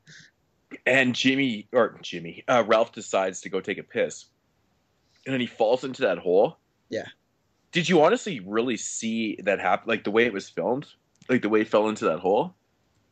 Like, were you expecting that to actually happen, or was it predictable for you, or was That it he was just going to fall in a hole? Yeah, Not at all. I know. I thought the way it's filmed, because he just kind of gets up and he's still kind of talking to her, and then all of a sudden he's like in this hole, and I was like, ah, fuck. I don't know. I thought that part was cool. It doesn't really add a lot to the film. Like the girl, I don't know, like bad characters, man. Ditzy, just I know you get that in like slashers and stuff, and it's fine, but this just seemed like in terms of tone, it was like so much serious that I was expecting some like stronger characters. Mm-hmm. Okay, so if I had to rate it, I am going to give it a 7.5 out of 10. So we're like all over the fucking place. I would honestly that I was expecting a little higher, like since you talked about it so awesome. I can kind of see that, it just wasn't for me, man. The story just wasn't there for me. But The 7.5 is a good rating for me, though. I mean, when I give anything higher, yeah, I it's guess so. I'm really freaking out about a film then. Yeah. I mean, yeah, I think it's a solid, but that's just me. I was honestly expecting, like, I was expecting to like this one just because I knew you had liked it, and I don't know, man. I was just really surprised by the type of film that it was. The just things that I didn't like, I really didn't like, so that didn't help. I don't know. I feel like I have to defend my harshness on this one. No, I think it's great, man. So that's for everyone that follows our podcast, the woman and torture chamber were interesting conversations. But this is why we do it, though, really, right? Yeah. I mean, if we're agreeing on every single fucking movie, and this is not staged at all. If anyone's thinking that, like, we don't pre-talk about this shit at all. Yeah. So this is all genuine, and yeah, I mean, it's totally what it should be. We shouldn't like everything, and I'm glad that we don't. Yeah, nobody's wrong for liking or disliking something. Like I said, you're though, only wrong if you don't talk about it, Jeremy. I've recently, even seen people talk about this on, even Luke Mysamy, from the UK. He did a fucking review on this actually. Actually, I hadn't even seen the film yet, and he fucking loved it. And there's a few other people that just recently talked about this film that were really digging it too. So I was very intrigued by, how you were really disliking this one. I thought, that you would, like something about it, but it is what it is, right? Yeah, it's film. It's film. A little below average for me. Like I said, I didn't hate it. I was able to sit through it. I could even watch it again. It's not like something I would never watch again. It's just not for me. It's not something that I would run back to at all. Jeremy, what was your rating? 6.5 out of 10. All right. Is that it? Are we done with Torture Chamber?